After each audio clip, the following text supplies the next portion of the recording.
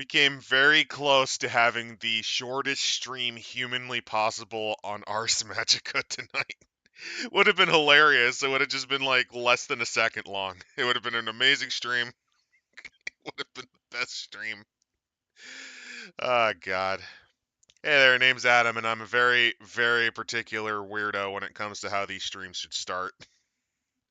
And I'm Tech Priest, and I'm just happy to be here. The Vikings won in a game that I was hoping would become the first NFL game in 80 goddamn years to be a 0-0 tie, which would have been the best way for it to end because neither team deserved it. But we're all back. We're all here. I had my ice cream. It's been pretty good.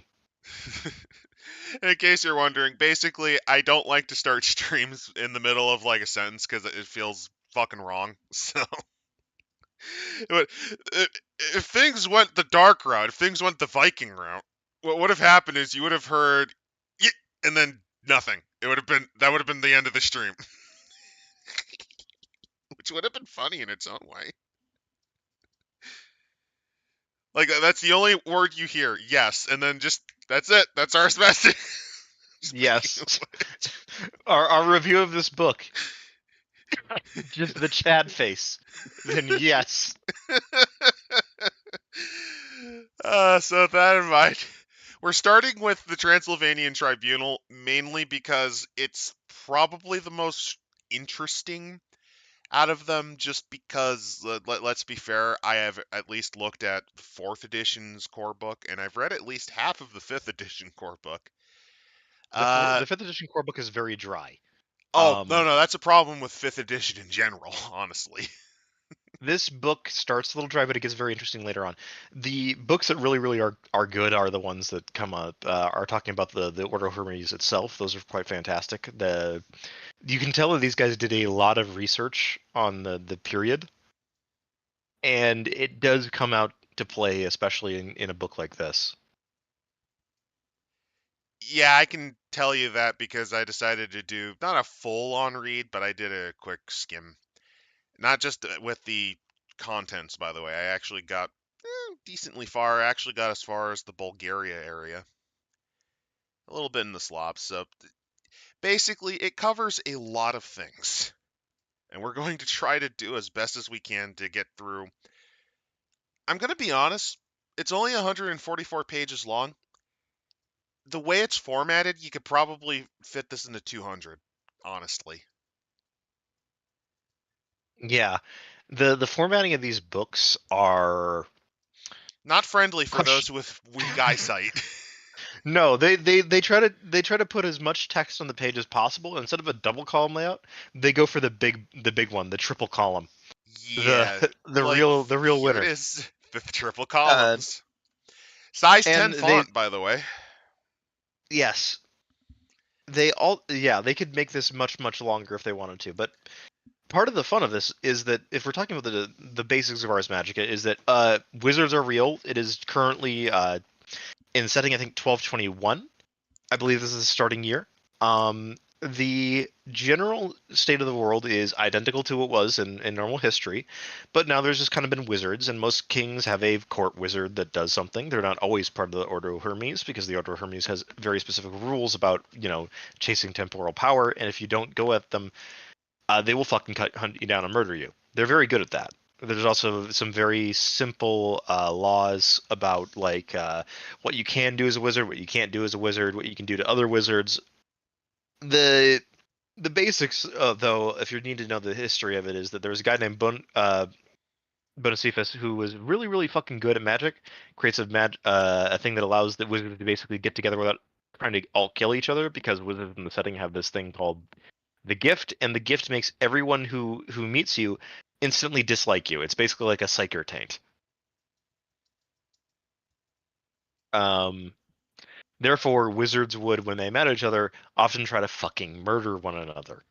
Bonocephus figured out all this sort of stuff, and I probably got his name wrong because I haven't read it in a week or so. But the point being that this is the Transylvanian Tribunal. And this is a very different tribunal than almost every other one that the Order of Hermes runs for one reason or another. Also, if you're wondering, a tribunal is the largest.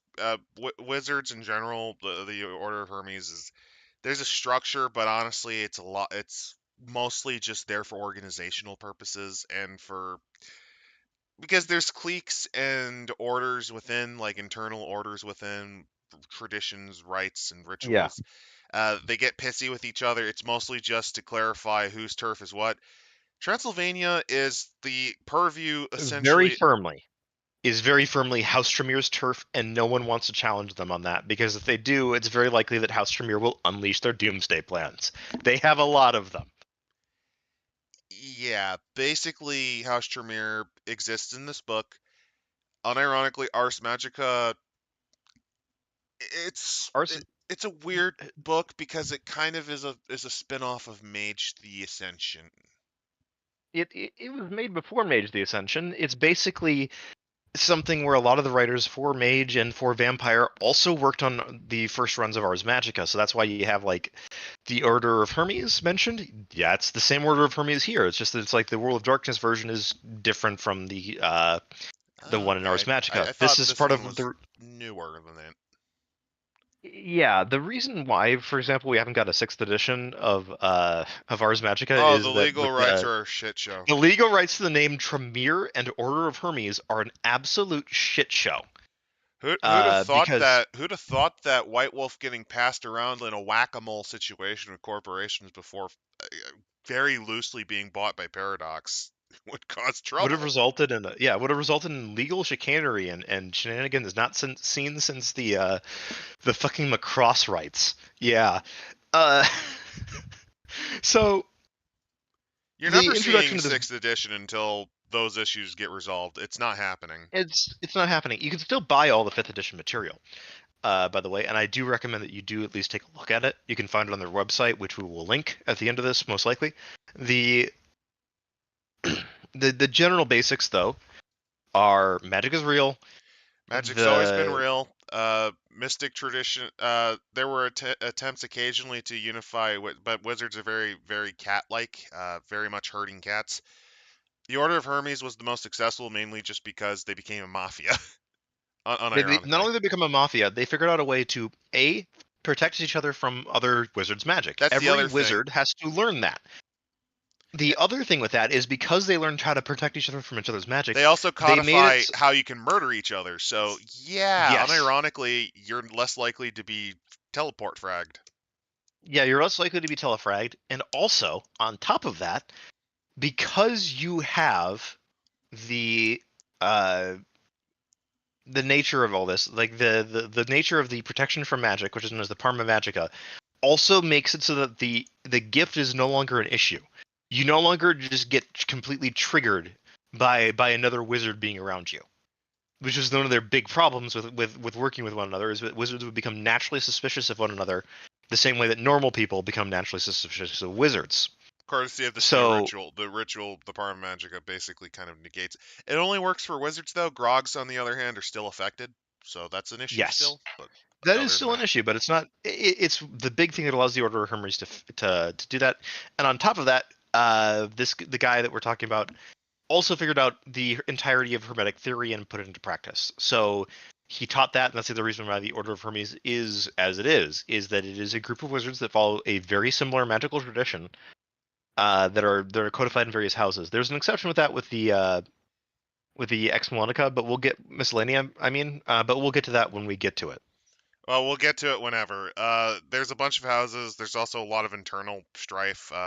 Kind of a low Within key. houses, Not just that, but there's also like a low key kind of insurgency of some sort. I forget the exact mechanisms, but basically, it's like a house they thought they wiped, but is not. House Dierne. Basically put, the entire reason why House Tremere has any say in this is that when one of the houses started to go a little out of line, House Tremere was there to beat the shit out of them and essentially wipe them out, which is arguably what saved the order from falling apart. Uh, House Tremere is both liked by the rest of the order, tolerated by the rest of the order, and feared by the rest of the order because they're the only really organized house with their shit together. Oh, Which is by why the they way, tried to take over the order at one point themselves. yes, they did. They did at least once, and they've plotted ever since. They've kind of moved away from that actually because they've realized that doing that is going to break the order irreversibly now. So they basically went like Tremere has the right idea. What he did though to try to get his idea to work was completely wrong. We need to actually prove that we're better and that our way works. And Transylvania, in a way, is their example of how they want Wizard Society to work. So on Uh, Transylvania, so here's the thing. Note on history. I'm gonna read this just because I think everyone needs to hear this. So the history of the many ethnic groups present in the Transylvanian Tribunal have been cobbled together from the folklores of essentially the real world nationalities. The competing national histories of the Balkan states simply cannot be resolved without offense because so many of them contain material that is false. We we choose not choose to not to judge judge. which of these are, but instead have selected the pieces of folklore which best suit this. Basically, they Yes. unironically told all of them, "You're all garbage who invented your own histories to rationalize your non-exceptionalism." Yeah. It's even Shooting funnier. fire always, which is Yeah, pretty they great. basically go like the broader scope for their character designs. They included some ones that may have been a little late to the area or may have already left. This is mostly to go with like some of the steppe tribes and things like that. Step But drives also hit, really cool. Also, let's be fair, Pechenegs, Avar, not Avars at this point, but Pechenegs, Kipchaks, Skumans, yeah, they're a thing still. yeah, like older Hungarians, yeah, they're all a thing, and some of them are here, including like the Gypsies, which they talk about the Roma people, but they kind of. I'm not even sure if they're historically here at this time. I They want to say that they are. started to appear around this time, like less than Yeah, 100 years ago. yeah, so they're there. Uh, And they also note on tone where they talk about, oh yeah, like Transylvania is supposed to be about horror, and they go, not really. Transylvanian horror in Gothic literature is literally just rural England with German names. um, Unironically, the whole Transylvania equaling horror is legitimately due to one fucking book. it's literally one book and play, which is Dracula, That's it, and it basically Dracula acts much like an English lord would. So it's and it's that's literally it. just That's it. yeah Like unironically, Transylvania in general is probably one of some of the nicest area in Romania. Unironically, yeah. Uh, so they kind of talk really about all this, and they scenic, go. very interesting, bunch of old castles. But yes, so to give you the basics of how the Order of Hermes is actually arranged is this. So there are tribunals which cover an area. There's a grand tribunal that's held every 20 years or so, where the leaders of all the tribunals get together and they talk about whatever the issues that the Order has. And there's then smaller groups within these tribunals known as covenants. And the Which they thing is, mention, they're called Opida in this book, just they're because called that's how opida here, which yeah, that's how the Tremere literally kind of call them. means like camps.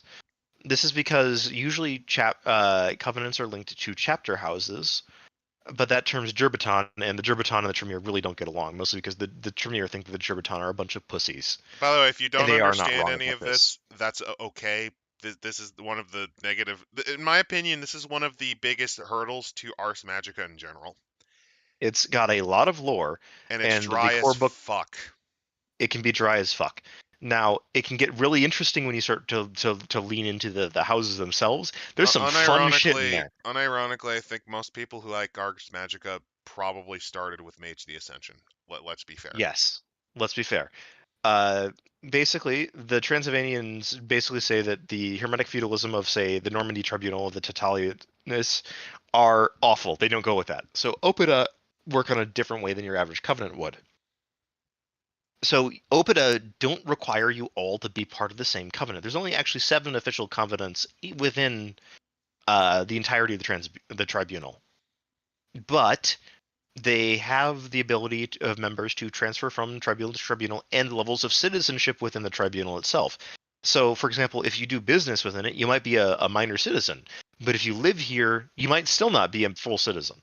You could be a minor citizen of the Transylvanian Tribunal that's, say, in Venice doing stuff for one of your houses, but they still come back here. So it's perfectly normal that they mention that a new settler in a colonist covenant to live in the same camp as a magus hired to make magical items for the house, who's a member of the Crafters Covenant. and Oh the yeah, camp then might that's be the led other by a thing. Different different covenants covenant. can be under the same thing. It's not like where you have Yes, to all be the same. That's another reason that yes. Transylvania is more interesting.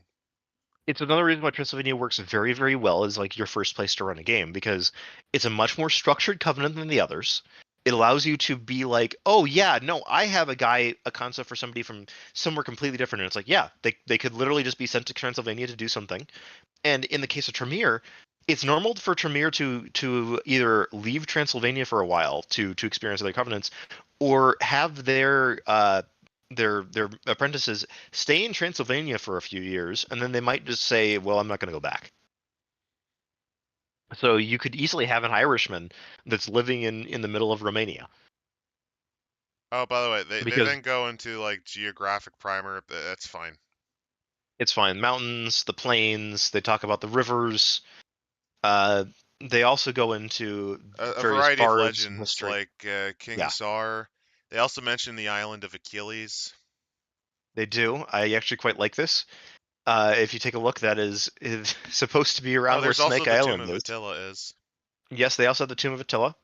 They have a few other kind of places where they say, here's where you could start a covenant without it being too difficult. They Not the have, Isle of Achilles. That place is legit cursed. If you stay there yeah, for that, don't do that. That's something where you don't want to stay there. And but they say that yeah, you can go and talk to Achilles if you want to, which is kind of neat. there's also the mysterious island, which is pretty creepy. But yeah, the Balkans has a shitload of people. So, at this point, the Serbian, Croatian, Bosniak languages, they're all kind of similar. I mean, they still are, but like in this case, there's even I mean, less they drift. still are virtually identical, but there's been more drift since This then than point, there. Yeah, like right now they are identical. it's Like really just they're there's not no unified, difference. and in some cases, it's legitimately just they're only divided on religion at this point. Yeah, it's just which church rites do you follow? Do you follow the Greek rites or do you follow the Latin rites? Which, if you're wondering, let me go through.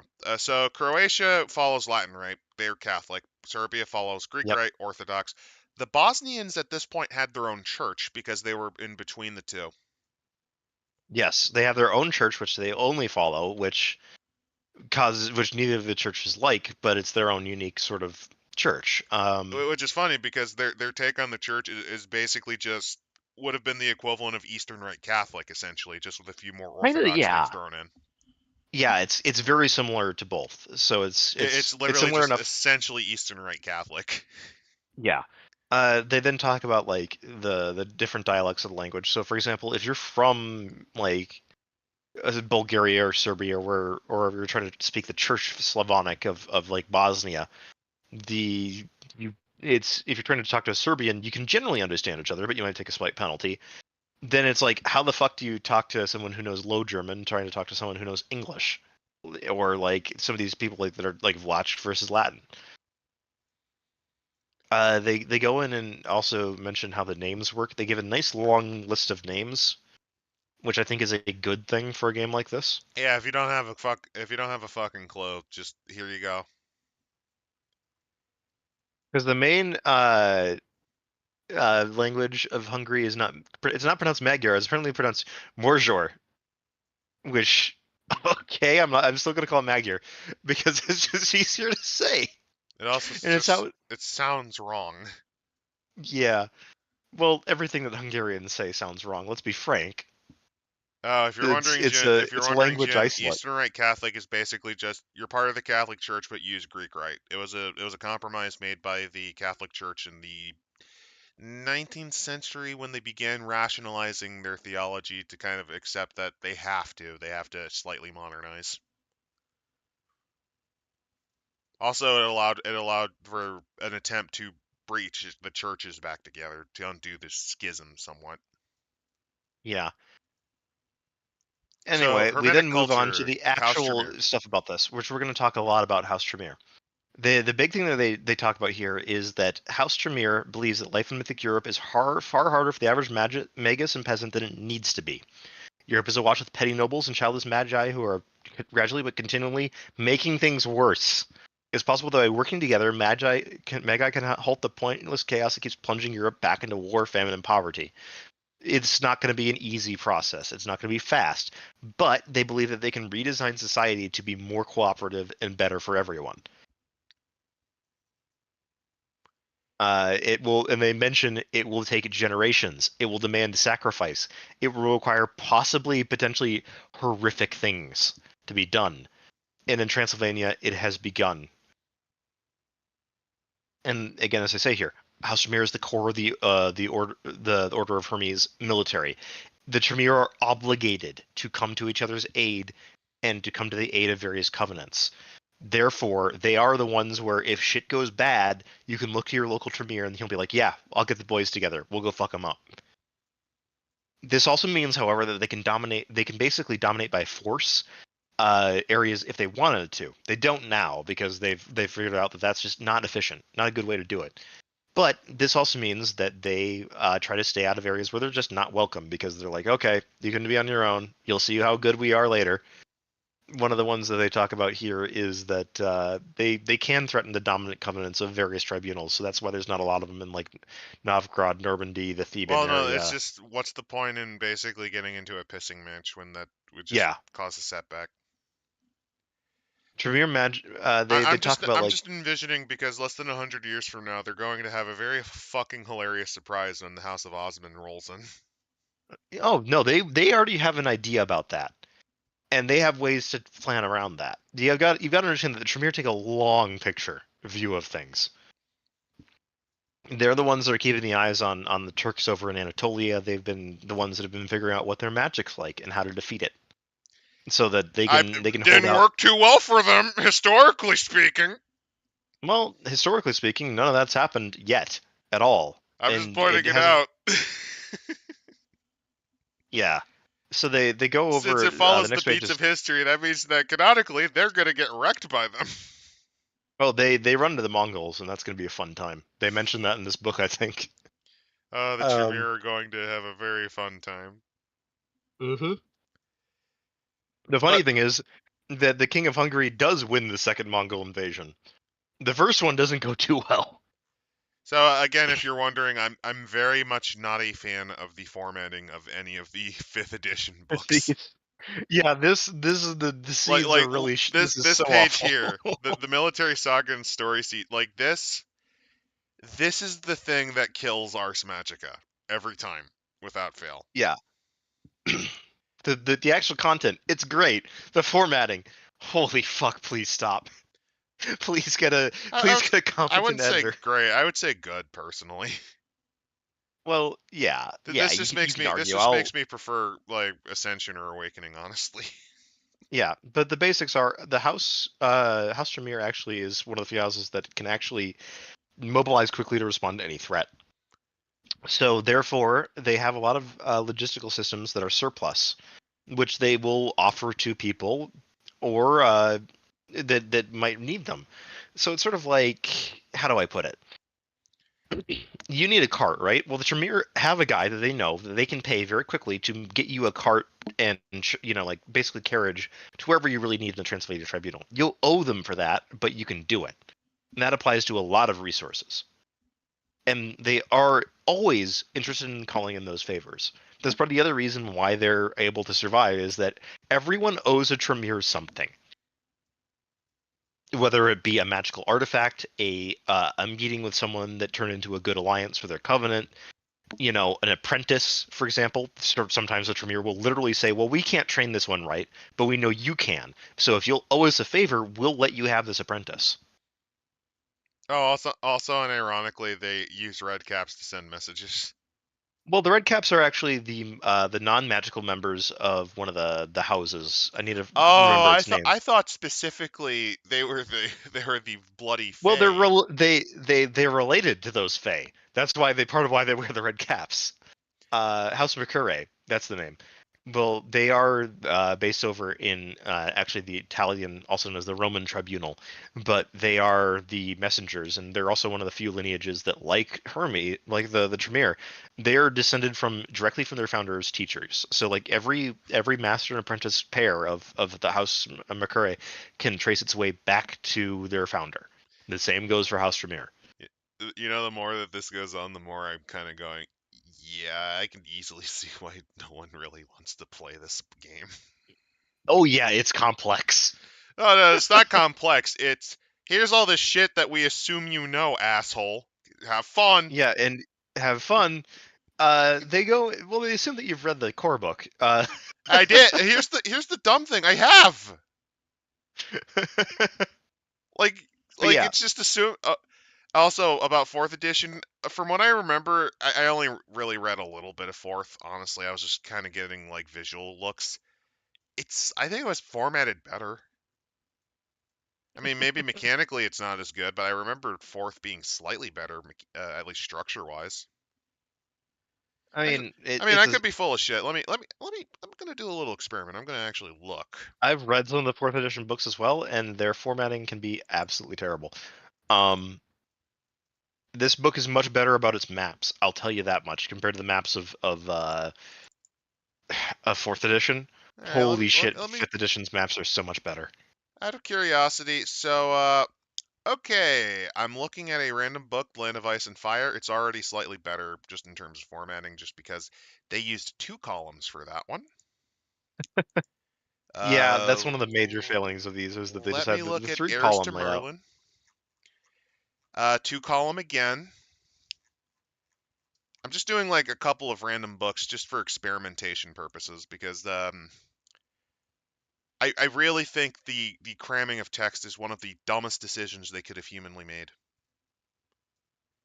Let's do where's it? Hey, why the hell not? Let's take a look at Ultima Thule.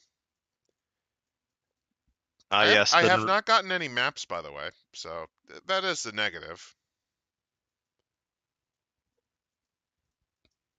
Oh yeah, I'm gonna say unironically, I think fourth edition's formatting is an order of magnitude better. Like it's not even an argument. Like I'm looking at. Let me actually, just because I want you to really care to compare, I'm gonna show a little bit of Ultima Thule because I think it really highlights the negatives of fifth edition here. So this is just some random sections of Ultima Thule.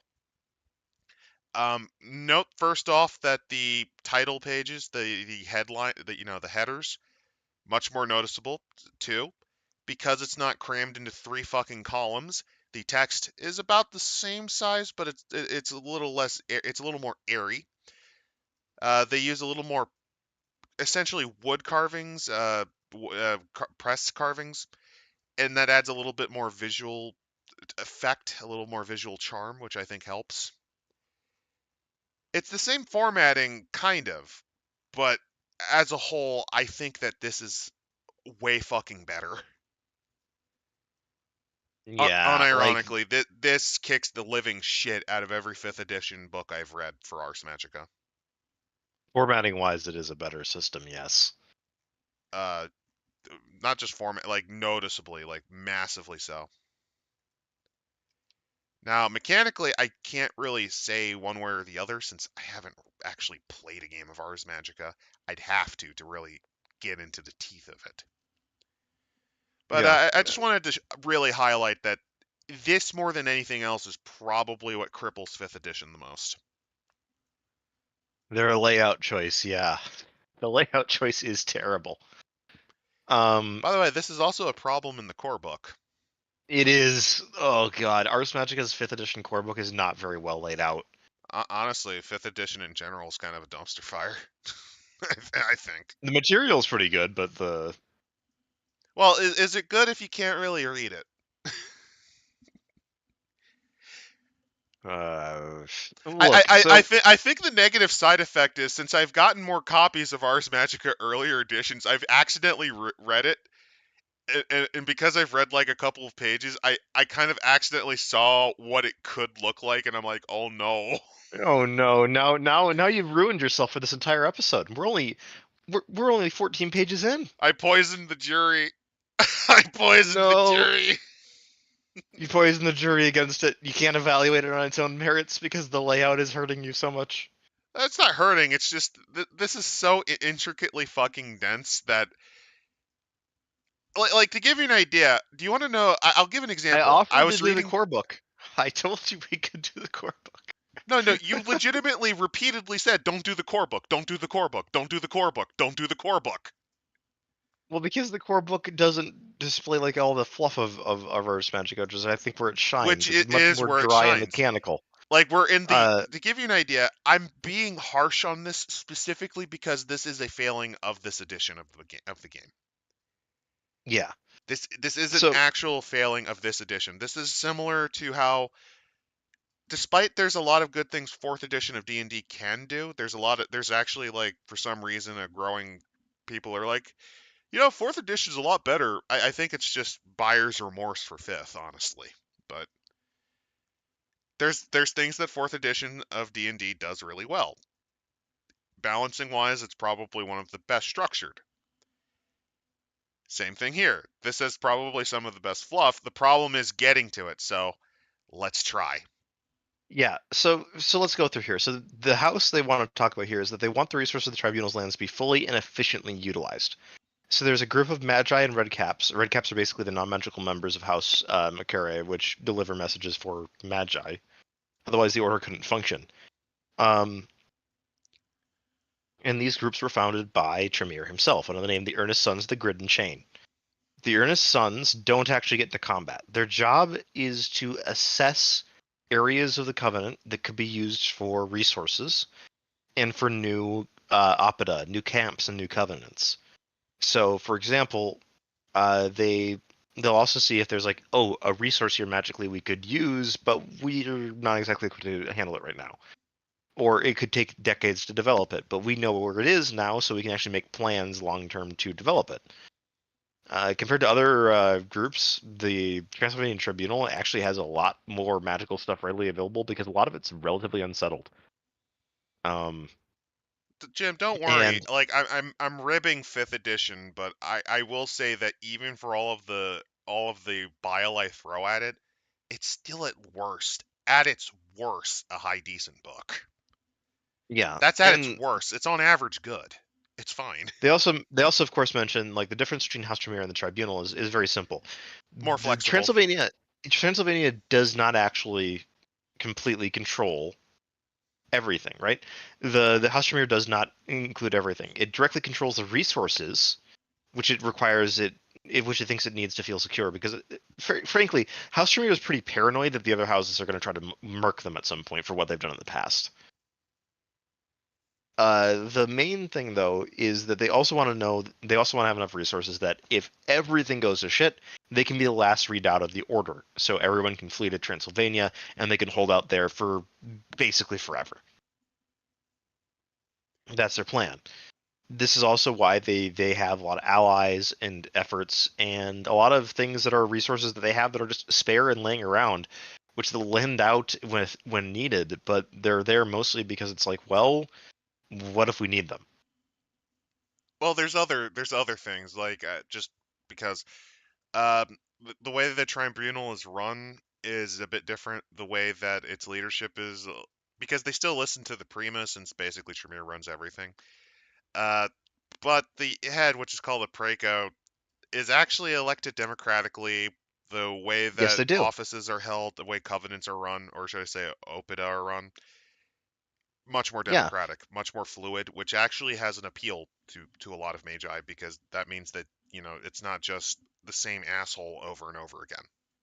yeah. Pragohood is not earned by age. It's never the oldest mage that becomes it. It's not like a default thing of, oh, you're the best archmage ever. Which isn't You get it. It's necessarily how the other covenants run, but it tends to be an yeah. older man's game, or older It woman's game. works, yeah, because you're gonna have to make alliances and all that, and also to note that you are, in fact, if you don't have the approval of House Tremere, you're almost certainly not getting elected.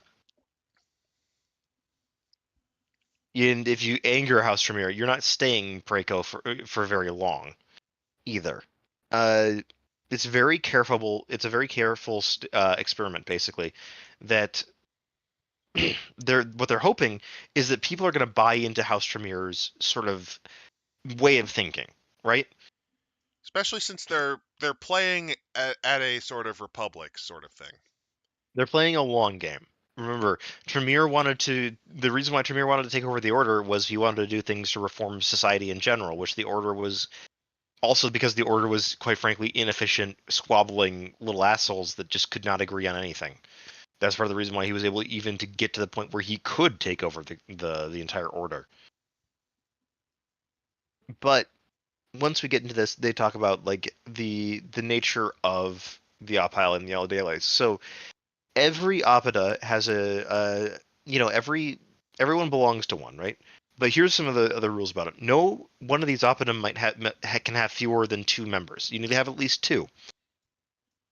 No Opidum may have members exclusive from one house. That's the other big thing. You can't make your own little thing out in the middle of nowhere. Instead, you have to work with others. In practice, this means that every Opidum must have a member of House Tremere in there, because Opida very much are an Tremere thing. The other thing, though, is that they need to have a non-Tremere member, or mostly non-Tremere members. Because again, they're trying to show them the efficiency. They are, but it's also, if you take a look at this, it's a way to prevent these other covenants from going against House Tremere, but also to make sure that Tremere itself is open about what it's doing, to prevent like Tremere looking corrupt, or like they're going to try to do what they did historically again and take over everything. Or to prevent them from getting wiped like the ones that they had to wipe. Although the ones they had to wipe did some pretty serious, like, infernal shit. Yes, they did. And this isn't the first time they had to wipe that shit out either.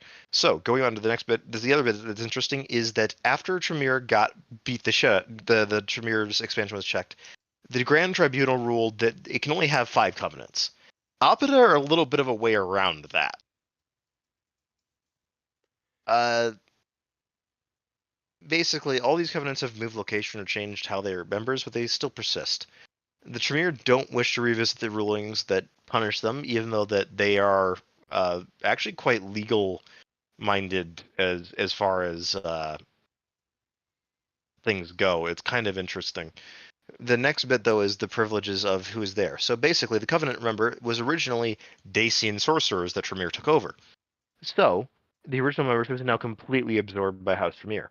Modern members are young magi from under other tribunals who have come to settle the tribunal. The leadership of Asclepius is an honorary position and awarded annually by an acclamation of the Covenant's members. The colonnate, or settlers, are young magi from other tribunals permitted to develop in underutilized sections of the tribunal under agreements. Basically, it's like this. So, if you're a colony, or basically a colonist, you aid in war or disaster. You get resources negotiated in your privilege, are all yours, free to use. A proportion of new resources that are discovered on land you're supposed to control is good. You can do it. The main thing, though, is that you can't select your own adile. You can't act in a scandalous way. You can't seek office, because aside from a Dalehood, you can't use the title Archmagus either. Your House Tremere will control that, and they're like, no. If you're using a resource and mooching off of us, yeah, you can't be an Archmage. Obviously, you can't take apprentices without permission. This basically means that House Tremere can veto you stealing promising members away from their main recruiting ground in Transylvania. You can't invite in other magi, excepting Quasitors, basically the lawyers, redcaps, and hoplites, which are magical, basically warriors. Those guys are fine. You can't wear shoes at tribunal meetings either. This is meant that they had to attend in bare feet, but basically means that now it's sandals and slippers. It's basically a way of saying we're poor as shit. Please don't, and that's to represent it. Um, the other bit is that they can't wear anything that looks like a decoration, which they're not entitled. And the last one I love is they can't eat any aphrodisiac during tribunal meetings, including but not limited to shellfish, carrots, truffles, and pepper. Also, garlic. That's one they always forget. Yeah. So Sioris has its own privileges, and every magi of Tremere, technically speaking, is a member of the Covenant there. Magi of the Cives privileges are offered into there. It's basically a Tremere Magus who is living as Tremere should be. Other houses are also often granted this status as a sign of esteem and trust in the tribunal, which effectively means House Tremere finds them that they're working with it. They get assistance. They get to go to their the 10-year meetings of House Tremere and be represented by members of House Tremere if they aren't. They can stand for any office of the tribunal, including Praeco. They can raise apprentices freely. They can relocate to campus as desired, if non-Tremere. They can vote on the Aedile. They can dress in black or gray at tribunal meetings, which is a big deal, as those are Tremere's general colors. But however, they're required to live as a Tremere should if they're Tremere. Live in a way which Tremere persistently admire if non-Tremere. This basically means don't be a dick. Cooperate within the house, perform useful work, muster for war, pay your taxes, and don't be dishonorable as a dick. The next bit of this is the privileges of the socii. So basically, this is everybody else that's around here. All red caps, quasitors, dedicated hoplites are automatically socii, or if they're not civites. This is important to note. This means that they get dedicated resource actions during times of crisis. Military protection and aid is offered to them. Basically, House Tremere will look after them militarily. They can raise an apprentice within the tribunal. They don't have to. They can basically grab an apprentice, and then that's okay. They can select at least 3 worthy candidates from Aedile, which the Praeco must choose, and they can wear designs that look like decorations. However, they're required to, you know, fulfill their duties or renegotiate their contract with the Covenant. They have to avoid doing things which would make the average Magus believe a declaration of Wizard's War against them is a reasonable response. Again, don't be a dick. You can't found an Opida without permission. You can't be an Aedile unless it's temporary, and you can't prominently wear your badges of office while at Tribunal. I feel like They, I'm missing a book.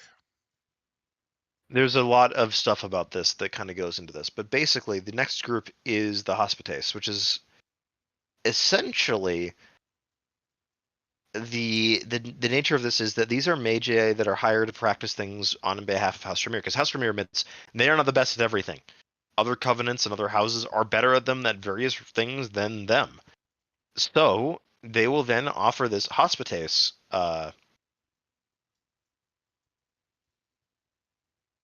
this hospitace status to those people. They aren't expected to fight for House Tremere. They will get paid by House Tremere, and they can ignore taxes of House Tremere. However, they can't do anything without permission. Basically, they can't take an apprentice, seek an office, get a familiar, create a talisman, found an Opida, or change their Opida, or vote even without permission. Then there's the Foederati, which are essentially you ain't Tremere, but you're not here from founding and you're living here, so you're basically welcome. If you're founding a new covenant, or if you're from the outside and coming in, you are generally individually negotiating your appearance, but it basically is you can get military protection, you can get resources out from here, you can train apprentices. Your apprentice will get your status, but you usually have to keep doing what you were doing before. You need to write whatever you need to do. You can't be an archmagus. You can't found a new camp. You can't sell magic items to outsiders. This is a big one.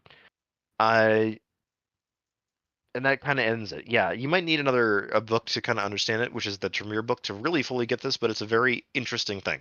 I will say that kind of you need a book to understand this book is one of the What I mean by that is to fully understand why they do this, you need know a little bit more about House Tremere, but this is a good overview of kind of the nature of the house. I will also say, since this is probably confusing to viewers, the different tiers are based on because Tremere used to actually have covenants that changed up Yeah, a basically, while ago. the limits that were placed in House Tremere after the Sundering, which is when Tremere kind of lost his power and that he abandoned his attempt to rule the Order of Hermes, is that the Tremere can have no more than 5 covenants. The Tremere the Tremere accepted that because they didn't want to fight everybody, but they also realized, okay, legal chicanery time. Covenant is not just you can have people from covenants in different places. So everyone in Transylvania thus belongs to one of 5 covenants. And these covenants then determine the rights that you get within the Transylvanian tribunal. And that's where the Opida come in. The Opida are where people actually live, and why you can move from Opida to Opida is because they're not technically covenants. Technically. They function much like them, but they're not actually covenants, because your covenant determines your actual status.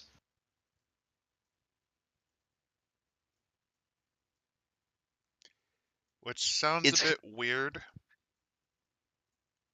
it does, but it works for them at least I mean, because it means that it House Tremere gets only control. I'd say it only kind of works just well, not even then because basically they had to invent the new terms for the covenant, which I guess makes sense. I don't know. Yeah, I again, will it's say though that on page that the jump between page what was it 18 into 19, the big blocks of gray the big text here. block of text. Yeah, No, like the decorations, manorial covenants, which that's not very friendly for readers. manorial covenants. So basically, manorial covenants are what you would see usually in another area. It's a covenant that's established in an area that has a bunch of like resources manufacturing are provided by each covenant, and each covenant has this. Nothing is specialized. Everybody has to provide for everything on their own. The Tremere look at that and say that's really stupid. We shouldn't. That's defeating the purpose of the order itself. The order should allow you to specialize. So, uh, therefore, these specialized Opida can exchange things because it's like this Opida doesn't do that. That's fine because the Covenant as a whole does, and the Tremere are the logistics masters. So it's like, oh, I'm in a Covenant that specializes in raging magical beasts, but I need a talisman. Normally, you might have to make that talisman, which you're going to suck at. In Transylvania, you can be like, okay, Just I'm a member of this Opida, but I'm also a member of this covenant. I can get in contact with another member of my covenant in another Opida very quickly and get what I want or need to continue my research. I was And just because pointing it's out that I really the manorial like I wasn't asking for explanation. I'm pointing out like manorial covenant and then oh legacy of rise and then public financier story. See, before you even read about the public financiers at all, yeah, they I they I they cannot claim enough that I really do. It's really funny because if you look at fourth edition by comparison, all the pretty this maps in the formatting, world will not this beat formatting, this. man. But yes, okay, the public financier is basically because Tremere taxes everyone, gasp, they also give out stipends and promissory notes. This way, the Covenant can redistribute resources as needed.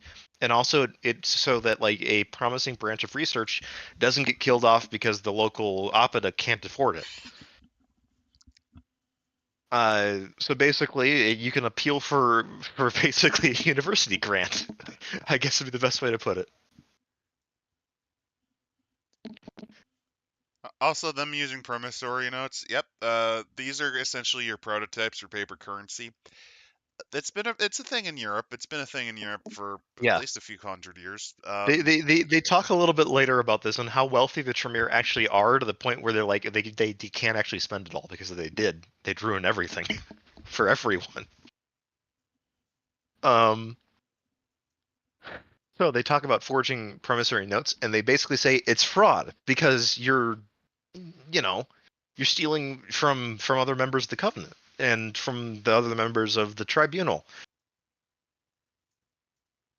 They also go into judiciary story. The story seeds kind of just randomly jumping in are literally the worst, but it's just basically every year you have emergency tribunals to deal with legal matters. Basically, you get into a big fucking legal war.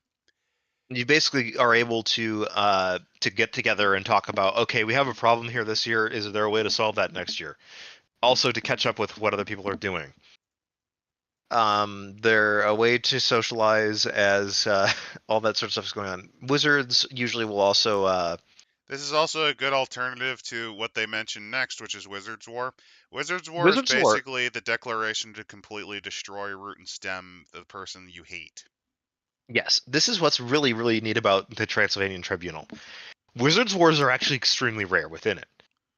Part of this is because Transylvanian wizards can only really fight during a march, which is that the emergency tribunal for the year, basically that there's enough evidence presented that this wizard has severely broken the Order of Hermes covenants.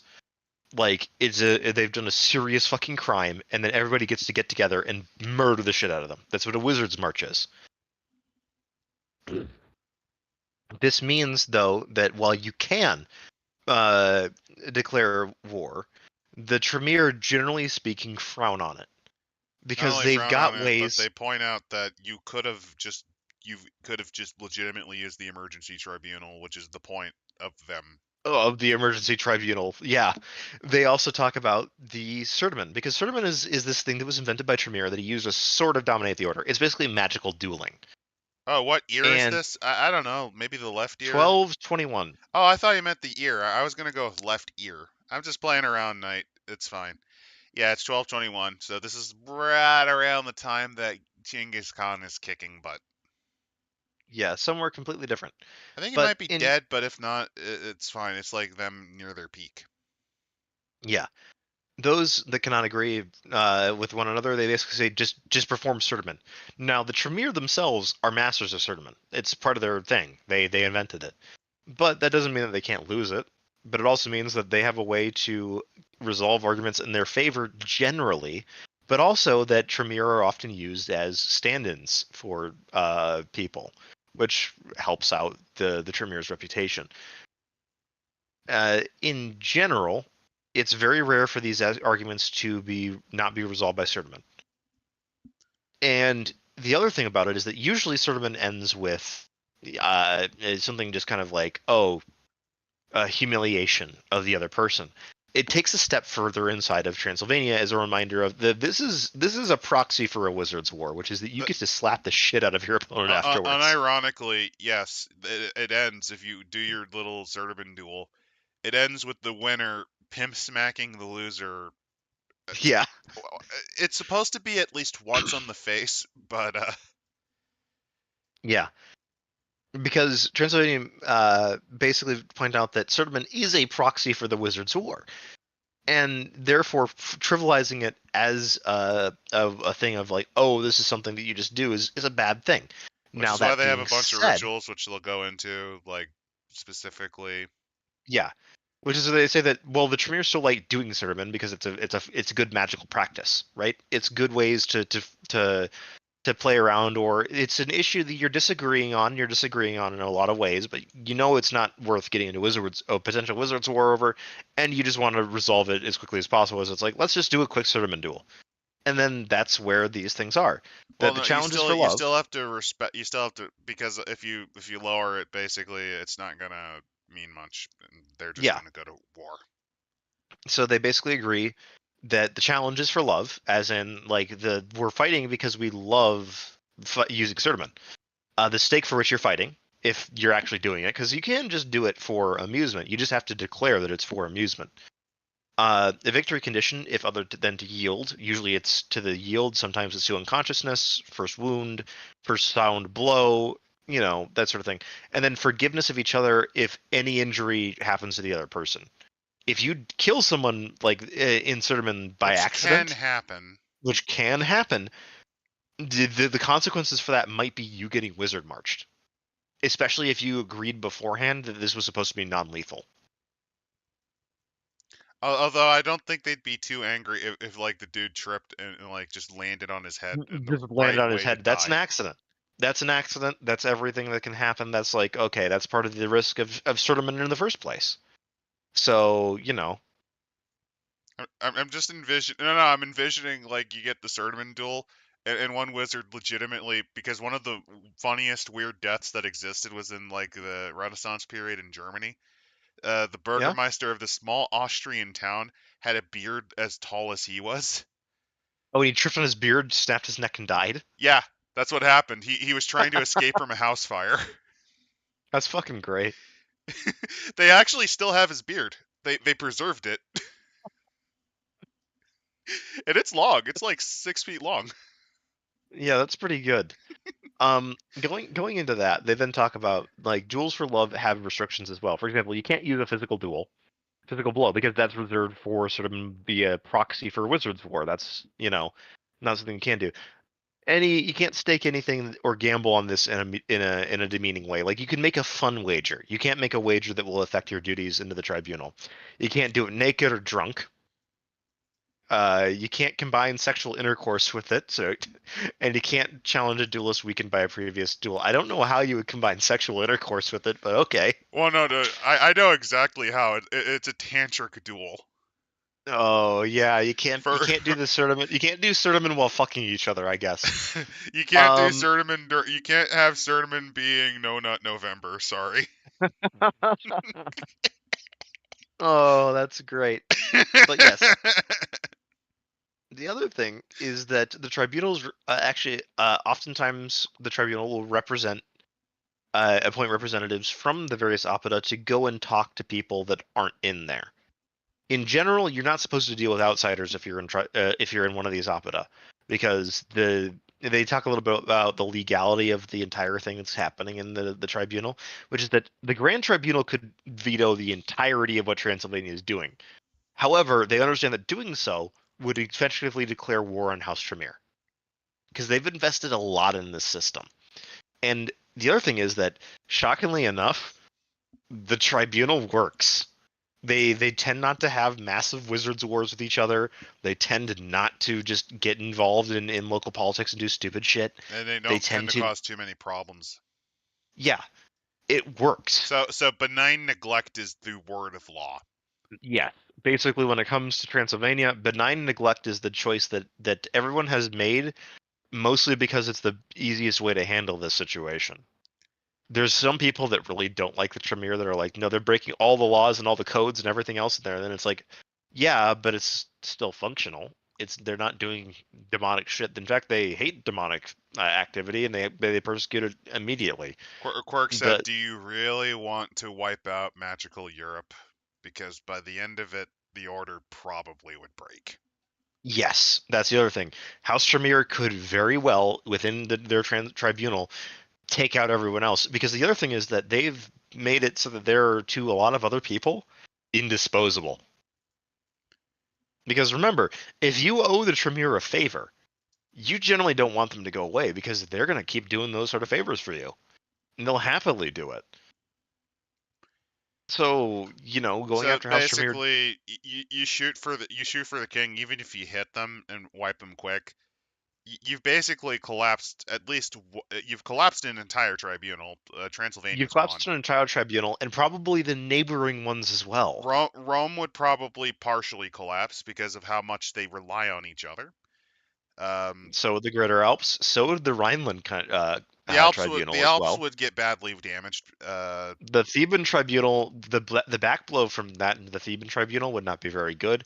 The Novgorod tribunal wouldn't like it because the Novgorod tribunal, while it's not very organized, does rely a lot on the Transylvanian tribunal for any sort of communication with the outside So world. honestly, Novgorod would get cut off. Rome would get damaged, but probably because they traded a lot in the east. So Yeah, it's not good. They don't want that to it would happen. fry Southern Europe, and it would basically cut off Novgorod.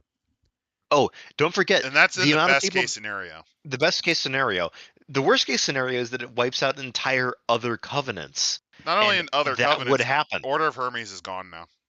It basically would be because it'd be free reign on one of the key founders of the Order of Hermes was Tremere. I can't stress this enough. The entire legal code, and the reason why the order didn't really fall apart is because of House Tremere multiple times.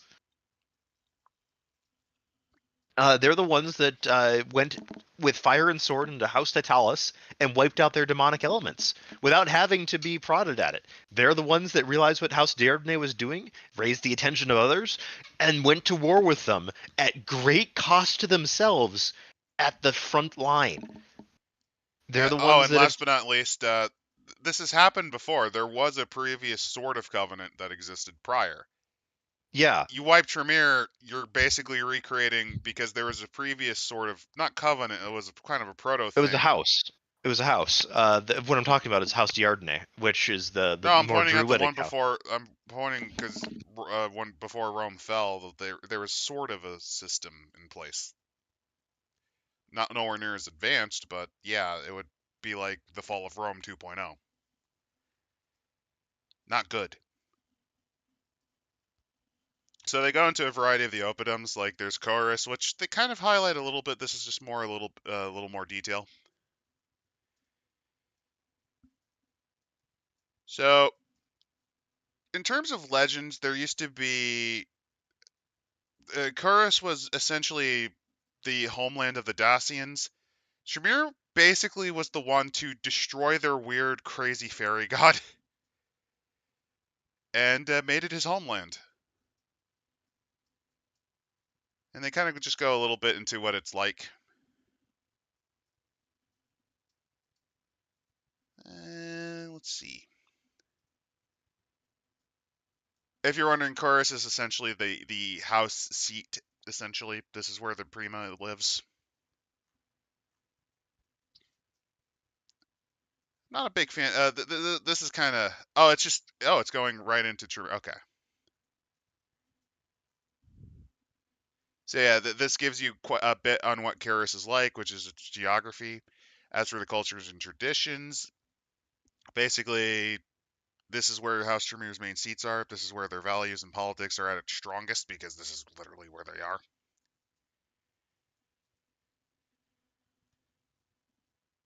And they go into details about what Tremere emphasizes. Coercion's a very common trick. Legitimately, that's kind of their whole thing. You provide a service to them, they'll be able to provide it to you back. If you ask for something, they will give it to you, but you now fucking owe them. And you're gonna be working that off. And that's and not like in a negative, horrible way. It's in the sense that they've become, as Tech said, invaluable. Uh, as for house culture, it's maintaining a family community. This is really just kind of giving you ideas on how Tremere works. And then they kind of just insert more story seeds, which ruined the. Are the Tremere the Mafia? There's a little bit of that in them, but not really. It's more similar to just kind of the family, almost sort of quasi-tribal life that it was endemic to the Balkans and in Italy for much of the medieval period. Basically, yeah, there's a large family aspect to it. There's a bit of an egocentrism about that, but that's just kind of how they work. Even then, they try to make themselves indisposable. They try to help others, mainly because it benefits them in the long run. An average magi will usually see a couple decades. Tremere sees in centuries. Like it's 1221. They're kind of already looking at the Renaissance as a possibility.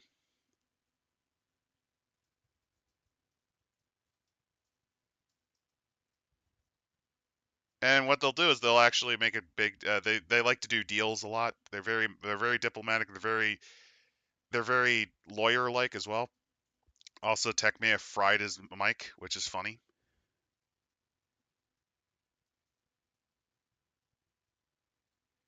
And they just kind of give you some examples of Magi here. So there's Primus Poena of Tremere. There's Dominic of Titalis, which is an Aedile. Am Horatius I of the Tremere. still? Can you hear me, or am I Now I completely can hear gone? you. Okay, but yes, the House Tremere basically is behind one of the major legal philosophies of the Order, which is that the more the bending of the codes of Hermes, not breaking them. No, they're very against breaking them. They're very willing to say practicality means sometimes we have to bend them a little bit. That's the entire Practicality that reason. benefits me. Exactly. The Tremere, I guess the best way to put House Tremere is that they figure out ways around the rules within the rules. So, like, they're never going to outright do something that will break one of the order's laws. However, the like, oh, we're not supposed to deal with nobility or take titles or whatever else. Well, of course I'm not the court wizard. I just visit this noble occasionally and tell him good ideas about magic and how he should help us out. That's totally not being a court wizard. That's just providing advice. I don't have a title or anything. I don't have a title. I'm not getting paid by him. He just gives me gifts occasionally. Totally different. They'll pull that trick a lot. But it also means that Tremere, aside from other houses like Gerbaton or whatever else, Tremere actually has the best relationship with the church, with the local nobility, and with many cities, is because the Tremere are willing to go and talk to these people and say, look, I'll give you a magical artifact if you really, really want me to get you one, but you have to do something for me in exchange. Again, kind of the mafia bit, but not entirely. Also, wizards are not really a genetic phenomenon. It's well, No. but not really. It's just, do you have the gift? You have the gift or not. What's more matters is lines of apprenticeship, of which the Tremere are one of four houses that exclusively work on. You can only be a Tremere if you are taught by another Tremere. You cannot just join. You have to be taught from an early stage as an apprentice to join House Tremere. Failures get kicked into other covenants, and oftentimes into either Ex Mescalania if they're lucky, or Flambeau if they're really, really, really, really, really into burning shit. And these are just a bunch of characters in basically. This section is just, here's all these characters. Yep. Here's an overview of the Opita, which is like there's a few good ones here. Like there's a Mage of House Titalis, which if you know a lot about the lore, House Titalis is actually in a long-running rivalry with Tremere, because Titalis and Tremere were the two apprentices of Gerda the Foul. Respectively speaking, the Titalis thought that Tremere didn't suffer enough, and the Tremere think that the Titalis are fucking nut jobs.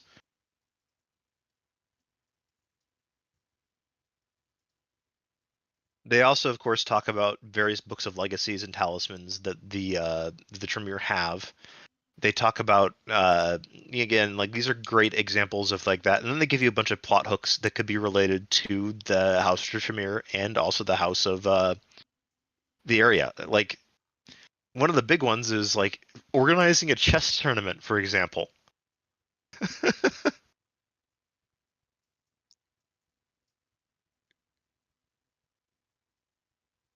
There's also obviously other ones like assassination plot. That's a thing. Yeah, of mortals like going through here, non-combat combatant evacuation. So there's a mortal war, but the mages and the houses are like, well, there's normal people here that we would really like to save. So are going to try to evacuate stuff like that. A Oh mortal no, ally's been the Serbians and Croatians are quarreling again. Yep, they even talk about that with border wars. So they go like, well, there's members of other houses that are trying to get in on the tribunal. Well, that can't be allowed to happen. So you need to go deal with them.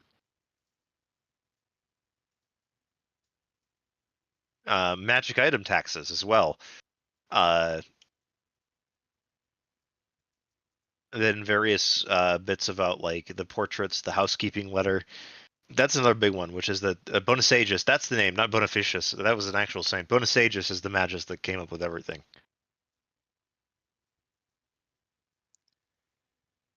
There's a few other bits where they talk about like security and successions, where they're talking about what about. Oh, that's cool.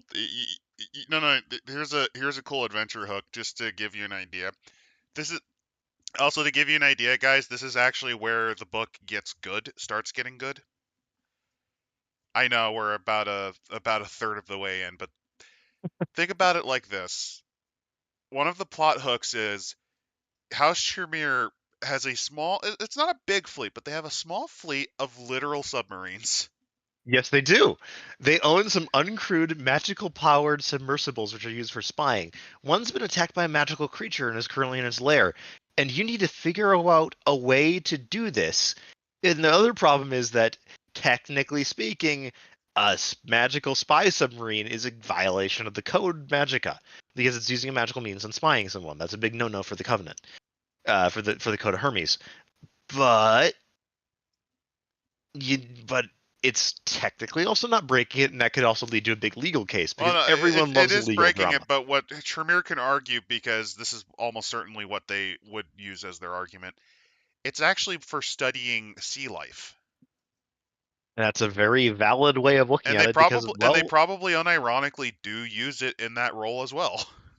yeah, because it's a magical sea creature. We're studying magical sea creatures with these things. It just happens to be near another covenant that we don't like. And then you just have to fight the giant, like literally a giant crab that just likes to chill in this Yeah, cave. you have to fight like a giant enemy crab monster because everyone wants to fight one. Here's your excuse for it. And that's why I think this is when the book starts to get good The because it book actually really just starts to take off is that it goes from, okay, we're talking about like the way that everything's set up, to here's the actual locations and the actual things that are going on there and the history stuff that's happening. So they do a really good rundown of the Hungarian kingdom in the Middle Ages, which is a very fascinating area. Mostly because it's the most culturally diverse area of Europe at this time. You could very much argue. There's Turkic peoples, there's steppe tribes, there's the Vlachs, which are the Roman descendants of the Pannonians. You've got the Serbs, you've got the Croats, you've got Greeks, you've got a bunch of German knights that they've thrown up in castles in and various areas they of Transylvania. also another cool thing they do is they actually go into details about the actual government system of each kingdom. Yes, they say, what does the Hungarian nobility actually look like? Which leads to an interesting thing about Magi within the Kingdom of Hungary. Elsewhere, Magi are not really treated very, like, distinctly. They're still considered like, oh, this peasant boy that became a magus, he's still my peasant boy. I want him back. It could be a very big problem in certain covenants because, nobility are dicks. In when it comes to the nature of how the Hungarian kingship works, is that nobility doesn't actually within itself carry temporal power. Because You they can were be a all given by give you an idea. Hungary recently went through a massive reshuffling of its nobility because of some yes, stuff that happened. The king that actually did it is still alive, so this is really new. And because of that, and they A, don't have a lot of power, and B, they're selected and appointed more than it's inherited. oftentimes an honorary title. It's not hereditary. It doesn't come with a temporal thing with it, right?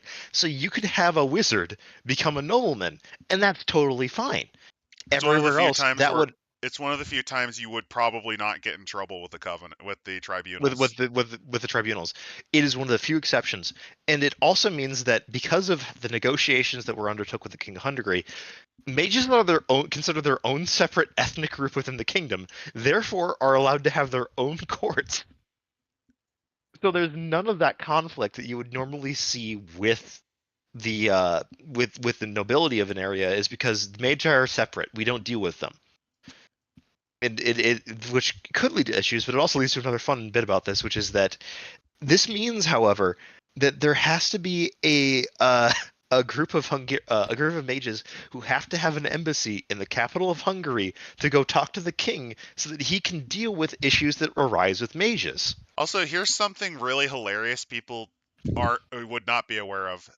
This is one of the few gray boxes I really like. King Bella's finances, because I saw this one. Yes, So something that the modern Hungarian is too busy screaming and crying about Trianon and how the you totally mutilate, when they should be bragging about the one time they were the richest kingdom in Europe.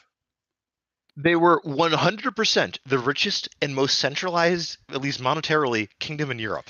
King Bela of Hungary Had was, without twice as much question, money as the king of France. yes, you can argue the king And of that France wasn't had a and lot that of wasn't in powerful taxes. nobles. That wasn't in farming.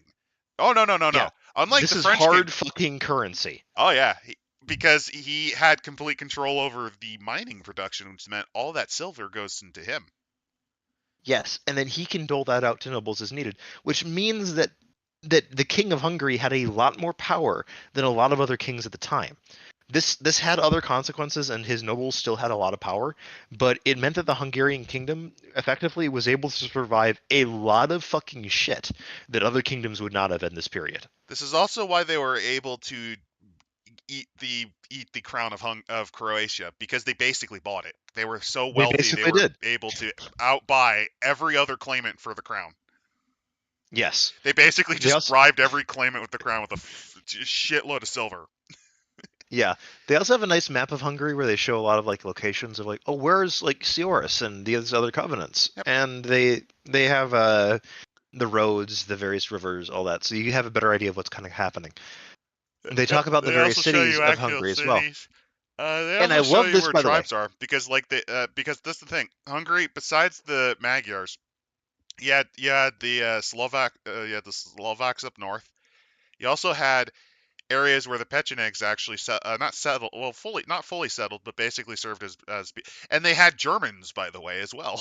They did. They had quite a few Germans. They also had old Hungarians, basically Hungarians who had decided not to settle and Hmm. were still living as steppe people. And Just, they also had what are called Zeklers, which are a different type of Hungarian that eventually became very common in Transylvania. right. Because they basically formed the core of the Hungarian expansion. I think they also were, funnily enough, of German origin, but converted to speaking Magyar. Yeah. They were basically locals that had ended up, I think they were basically peasants that had left Germany looking for lands in Hungary, get taken by these horse archers basically. They're like, okay, what's the land around here like? And they kind of just, it became like the peasants of these, horse archery nobility. And then the horse archery nobility also settles down. So they just became basically the same as them because they're like, well, they speak our language. They're basically us. Also, don't So forget there's Ruthenians as well in the northern there parts are of the Ruthenians as Carpathians. well, yes. So this is an ethnic mixing pot unlike anywhere else in Europe, really. Um, And they also had Cumans as well. they did. They had Cumans, Pechenegs, all that. And remember, Kipchaks. if you played Kingdom Come Deliverance, you might know the line. Of course, if it's cumin, it ain't human. But also, there's an incident where you can try to talk to one. It's kind of great. I seriously recommend Kingdom Come Deliverance for anyone interested in like early modern, late medieval stuff. It's fantastic. Also, fun It's fact, this is before Buda became the capital. Hungary yes, instead had Buddha. three. Yes, they had three different courtly cities, of which we can pronounce basically none of them. Uh, Esdergorm. Ezergorm, I think, is the easiest one to pronounce. The next one is I I don't even know how to Oh Szekvivahar. no, we're pronouncing all of them wrong because this is like Welsh where you're supposed to like gurgle the language, I think. Well, I mean, it's horse. It's Hungarian is a Zekis linguistic isolate. Versevarar. Okay, And then but Vesprem. yes. So the other thing they mention in this bit about the sensitive, they talk about the estate of wizards, which is the mansion that they have in the capitals. Um, where mages can stay that is maintained by House Mercere. The local nobility know that if they have complaints against magi, they can be lodged here. And also where the king's judges and servants can contest jurisdiction. So it's a very interesting thing where it's actually protect. This is where, like, if you have a legal case, you're going here. They also, of course, then talk I'm about just the now story noticing seeds. a very here's a fun dumb shitpost idea for an early Ars Magica game. Like for an Yeah, early, a farmer has accused you partially wrongly, but like you find out like it expands later. It accuses one of the players of cursing their crops, and then you find out that no, it's not you, it's a doppelganger. yeah, or something magical that's doing it. They also talk, of course, about ideas behind how do you make the royal mint an interesting thing. And the answer to that is there's a lot of shit going on, which is that it might be possible to become the Count of the Mint as a mage, because unlike anywhere else, that's just a title. It has theoretical temporal power, but At the end of the you day, the could king buy the runs right. it. But the king is there, so you could buy the rights to mint coins for that. The thing is that if you are not part of House Tremere, the Tremere are going to look at this like a gigantic imposition onto their rights. And are they really that wrong about that, honestly? That sounds a lot like a you try to do something in their backyard that they may not want. They also They talk about also the Holy Crown of Hungary itself. they do, and they say how do you make this work, and how can you do things around it? Like the Code of Hermes knows that is granted by the crown a divine being, not the king. So that's the other bit about this. You've got to remember this. In Ars Magica system, there's four realms basically. There's the magical realm, the fairy realm, the diabolic realm, and then the divine realm. The And divine it's is an interesting. actual force that exists. Yeah, we don't know if it's a god. It might be. We don't know if it's gods plural. It might be. The point, though, is that There are supernatural and mystical effects beyond just magic, the fairy lore, and in the infernal. Like yeah, and in fact, God's work can happen. you cannot tell generally if how would I put this? You cannot generally tell if God himself might just be an extremely powerful demon because of how magic works. The Hermetics cannot figure it out.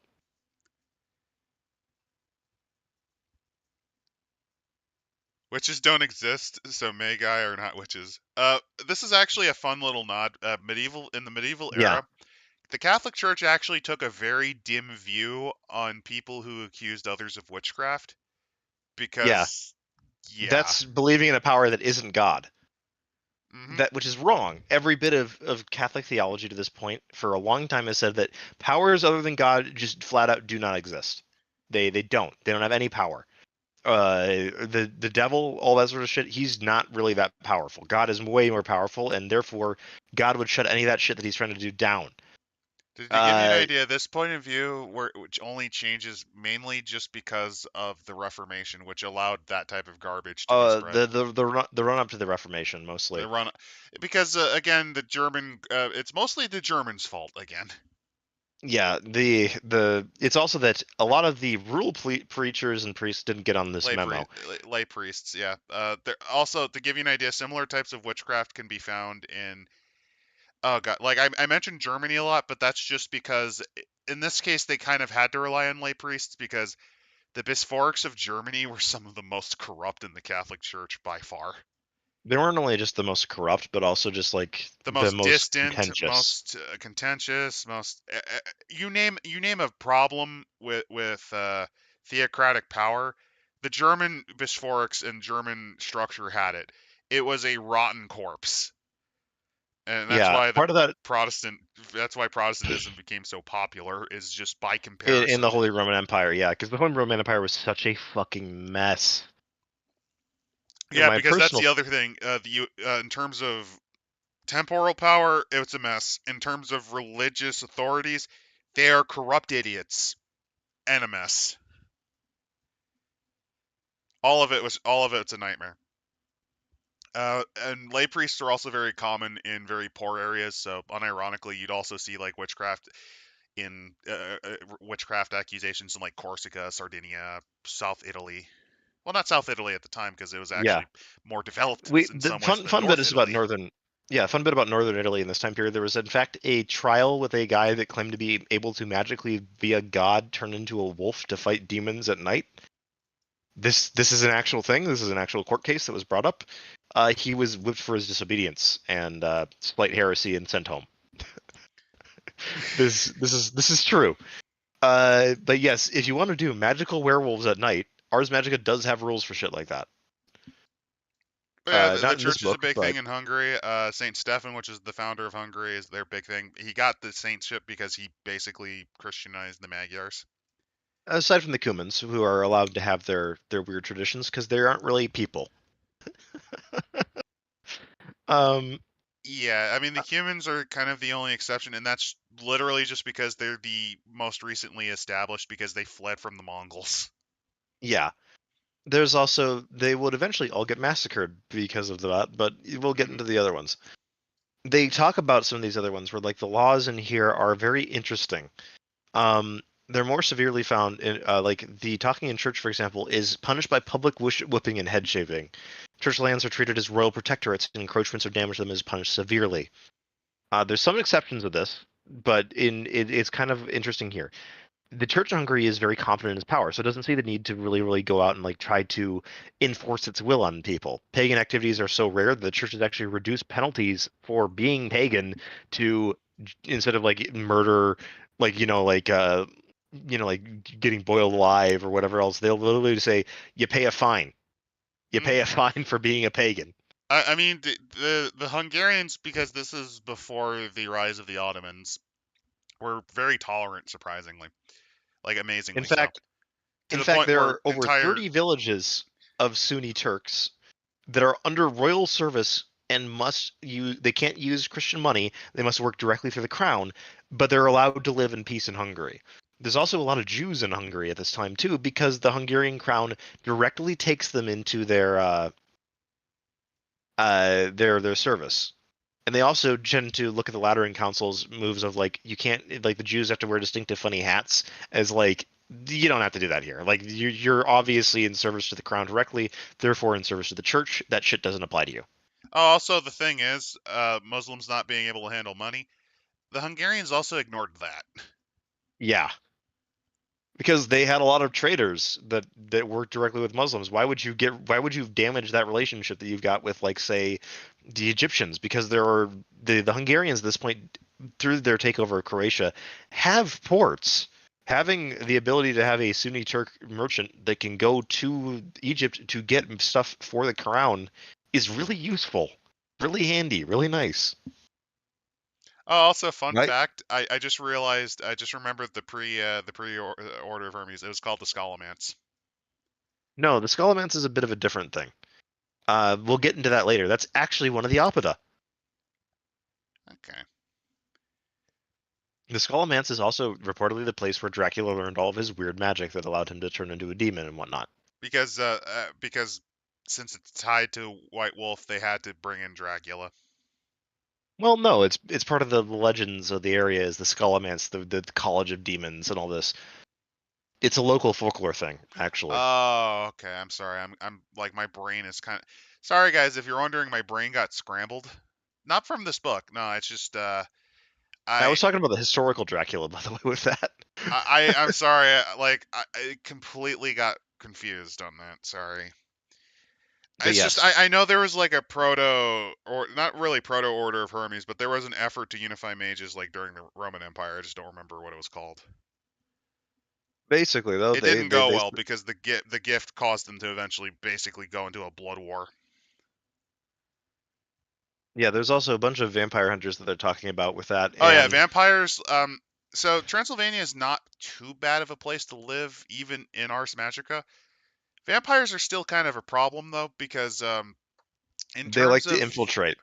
well, also in terms of Restless Dead as a whole, um, in European lore, it's mostly in Slavic mythology that the blood-sucking spirit kind of stayed around for it was. Similar entities were more attributed to Fae in say Germany, in England, and Scotland. Yeah, they also mentioned that there are various types of vampires. There's really three types. There's your magical vampires, your fey vampires, as mentioned before, and then your infernal vampires. Hmm. And it kind of all depends on what they're like. They will cover some of these later on. But yeah, this particular covenant, well, this particular oppidum, it's near the actual Scholomance of the School of Demons. So yeah, this area, this group, this quasi covenant, not really. Their main specialty is murdering vampires Yeah, they talk about like Fectores and versus murdering Hermetic. demons as well because that's a thing. Yeah, they arrange non-hermetic magi as well. That's one of the weird things about the Tremere. The Tremere are actually like the main defense against non-hermetics by that simply because they're able to be organized and used against non-hermetic magi. But they also tolerate certain non-hermetic magi that they view as no threat to the order as a whole. And we'll get into some of those If because you're they want to learn wondering, their secrets. non-hermetic magi are a thing. If you have the gift, you can actually scrabble your own lore, at least initially. But what happens is, yeah, the moment you start applying that shit, they will know. They will know, and Yeah, you will be and forced to join or die. the other thing is that sometimes your tradition is not initially compatible with Hermetic magic, and they have to make efforts of study in order to make your magical paradigm work within Hermetic magic. That's kind of what the Order of Hermes will sometimes do, but also what the Order of Ex Miscellania is excellent at. That's usually what they do. Basically, if you're a magi and you don't have and you're not part of the Hermetic order, you will join or die. Yeah.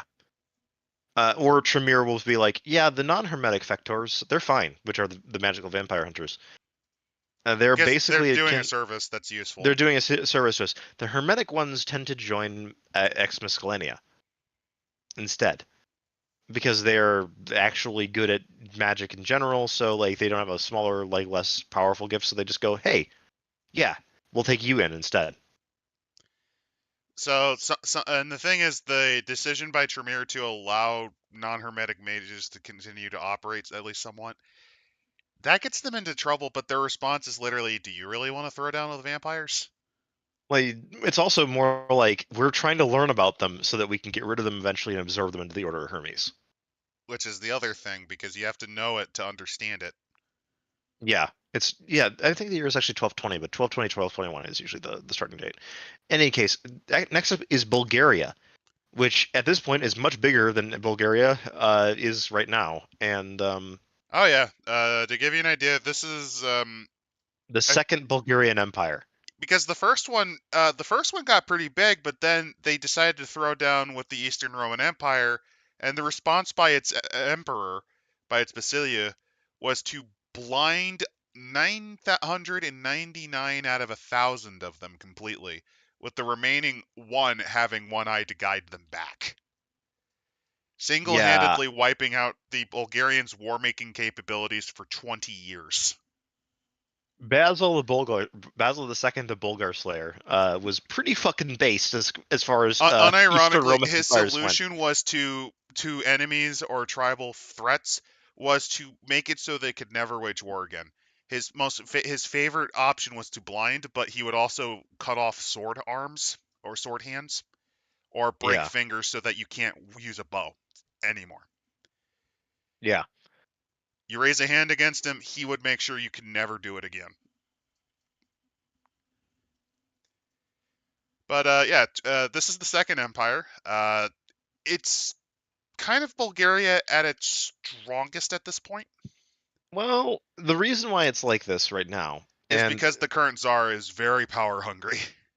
well, it's also that there was a little thing that happened in 1204, where some crusaders ended up at Constantinople and did the big funny and founded this thing called the Latin Empire.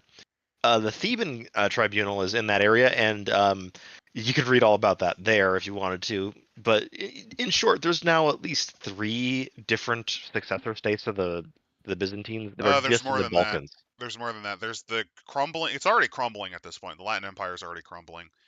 Yeah, there's There's the Despotate of Epirus. There's something going on in des- Thessalonica. there's the Despotate of There's Epirus, which was under one. Then there is the Nicaeans, and then there's Trebizond, which was actually under the Yeah, but those guys are over in Anatolia. Those two. I'm yeah. talking just in the Balkans. There's like three separate states right now, all throwing down with one another over who's There actually was a the lesser Eastern state of Romans. Thessalonica. There was also the Duchy of Athens, which was under Genoa at this time, I think. Yeah, there's a lot of shit going down in the There Balkans right now. and the Byzantine, and I think there was a fragment that hid in the Moria at this point still. Yeah, it's also notable that the Tremere looked at this and laughed their asses off because the Gerbaton are the ones that are were really big inside of the Eastern Roman Empire, who are like being snooty as fuck to the Tremere because they're not as cultured or as good. Yeah, well, you just got your asses wrecked by Well, a bunch first of off, merchants and Frenchmen. we founded this order, motherfucker. Don't even try. We helped found it. Well, the Gerbaton also helped found it, but the Yeah, so Gerbaton, we're just as old as you. And second, yeah, you got your you got your shit wrecked by a bunch of fucking crusaders. no, you Shut the got your fuck shit. up. You got your shit wrecked by the most uncultured crusaders yet. Because remember the first crusade where a bunch of crusaders thought a lion was a demon and murdered it, Yes, and it was this the is the thing. emperor's This is favorite pet. It was like Yes, that happened in the Crusade of 1101, which is also known as the Second Crusade that no one calls the Second Crusade because it was such a everyone wants failure. to. It was such a fucking failure.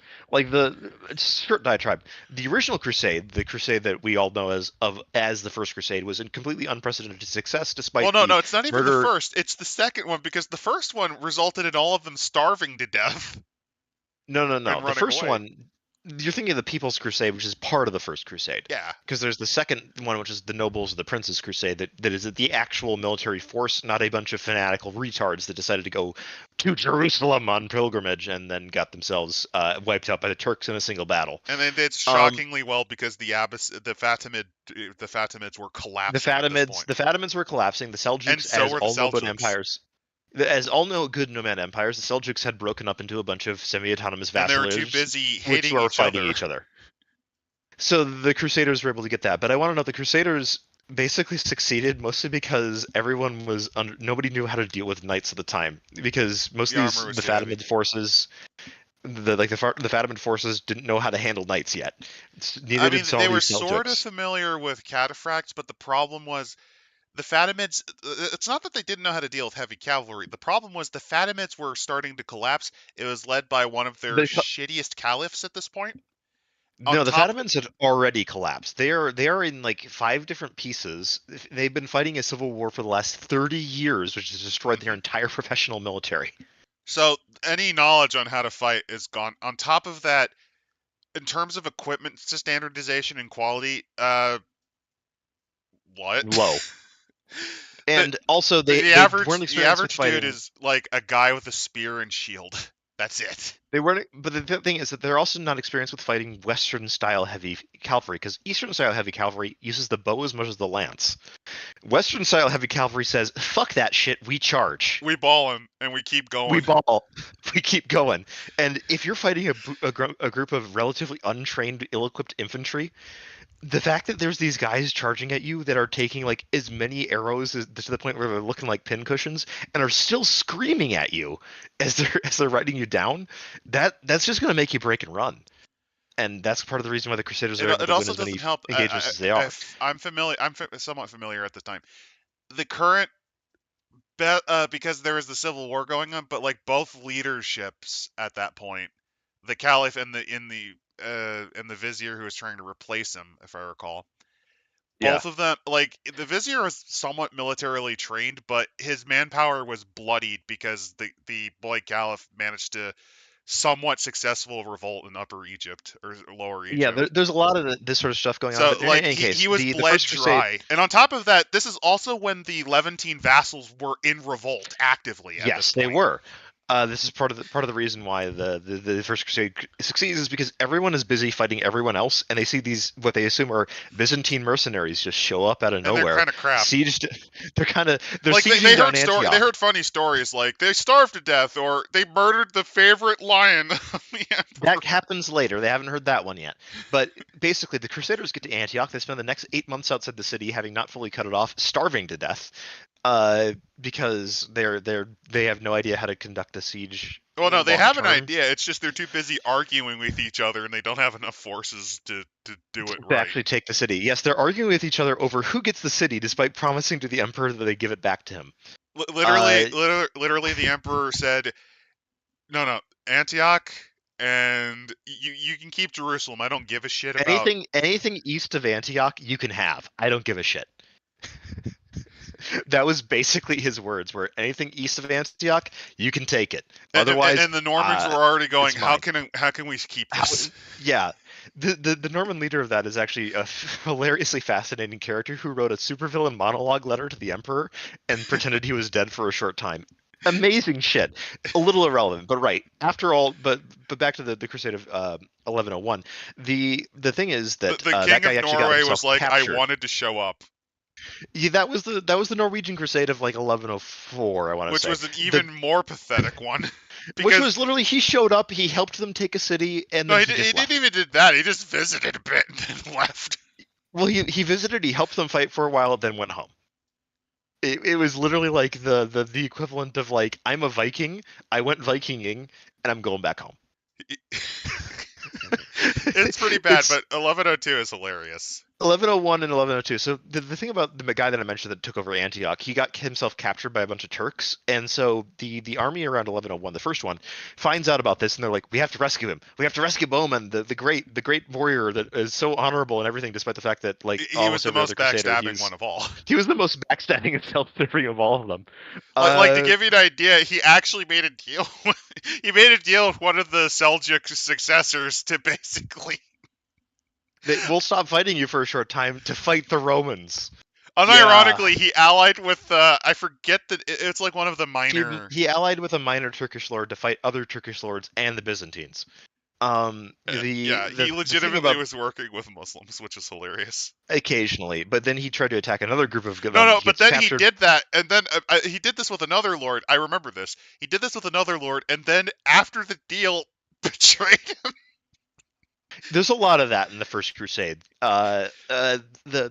Anyway, the Second Crusade that isn't the Second Crusade. The basics are a bunch of knights that were supposed to go on the First Crusade Got that lost. didn't end up getting there. They go to Anatolia. They hear that this guy's been captured. They're like, we have to go march and free him.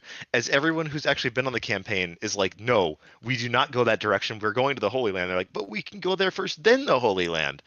And there's more of those guys than there are of everybody else, and they're led by the Archbishop and Papal Legate at the time. So they march basically into the prime location to get trapped in the middle of the valley Oh, and proceed by to the way, the basically emperor be annihilated. reluctantly was like, "Okay, go ahead," because he wanted them Yeah, to weaken the Turks internally in Anatolia. He actually was the one to convince them to go to save him. no, he was not. No, That's he the thing. hated him, He but his did not. idea was he wanted them to weaken them, if I recall. He didn't even know Oh that yeah, they he were going to didn't even change know. direction. He had heard that he'd been captured. I think that they offered him a ransom, and he said, "No, No, I'm no, not no. paying He's for him. like, no, no, please kill him. Please kill him." Yeah, I think his but response is, "I hope. Please, did you kill him yet?" Smiley face. yeah, they did not get He along. was he wanted him dead so bad. He did. So they leave. This group goes and there's another group of Crusaders behind them that continues on the original route, but they get delayed a little bit. Well, the they The got point is lost that a bit. this group goes The second group, and if you're they wondering, accidentally went east a bit and got lost in Hungary for like about 5 months. that's the third group that got lost in Hungary for 5 months, burning and looting everything. So No, the that's the that's fourth group that went no, north that's the to third. murder the That's the third. Jewish people. That's the first The first crusade. We're talking progress. about 1101. We're not. There's a lot of these little groups of crusaders that do stupid shit all the time. Point being that the Crusade of 1101 is not remembered fondly because, for one thing, about three separate Crusader armies are wiped out within a single year by the same Turkish Sultan, who, after He's not his even that losses big in, of a sultan, by the way. He was it's like the a Sultanate of minor, Rum. He's a minor player in Anatolia at this point. He's the one but that's his directly three neighboring. victories gave him enough clout to form Rum. No, he was already Sultan of Rum. The main thing is that his three victories were able to consolidate his position in Anatolia to the point where he could take out his other rival Turkish groups from then on out. He actually then died in the siege of Mosul, if I remember correctly.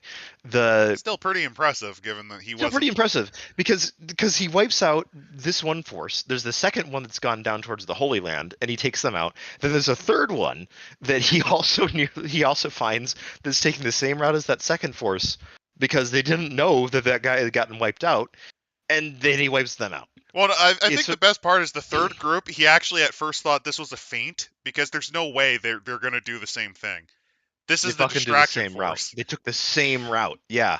And then he Uh, notices it's the whole army. His scouts actually report, and he's like, "Oh, Oh, the first one is the one where he's like, I'm a little worried about these guys because they're marching directly through me and not towards the Holy Land. What's going on? oh He wait, they went into realizes, this pass that they can't escape for. Oh, okay, oh, okay, this made my job easy." this made my job easier. He takes them out. He then rushes down south, takes out the second group, and then waits around a couple of months because someone says, "Yeah, there's a third force that's on its way, and they're gonna get you. They're gonna get you, you dirty Turk." And then he's like, "Okay."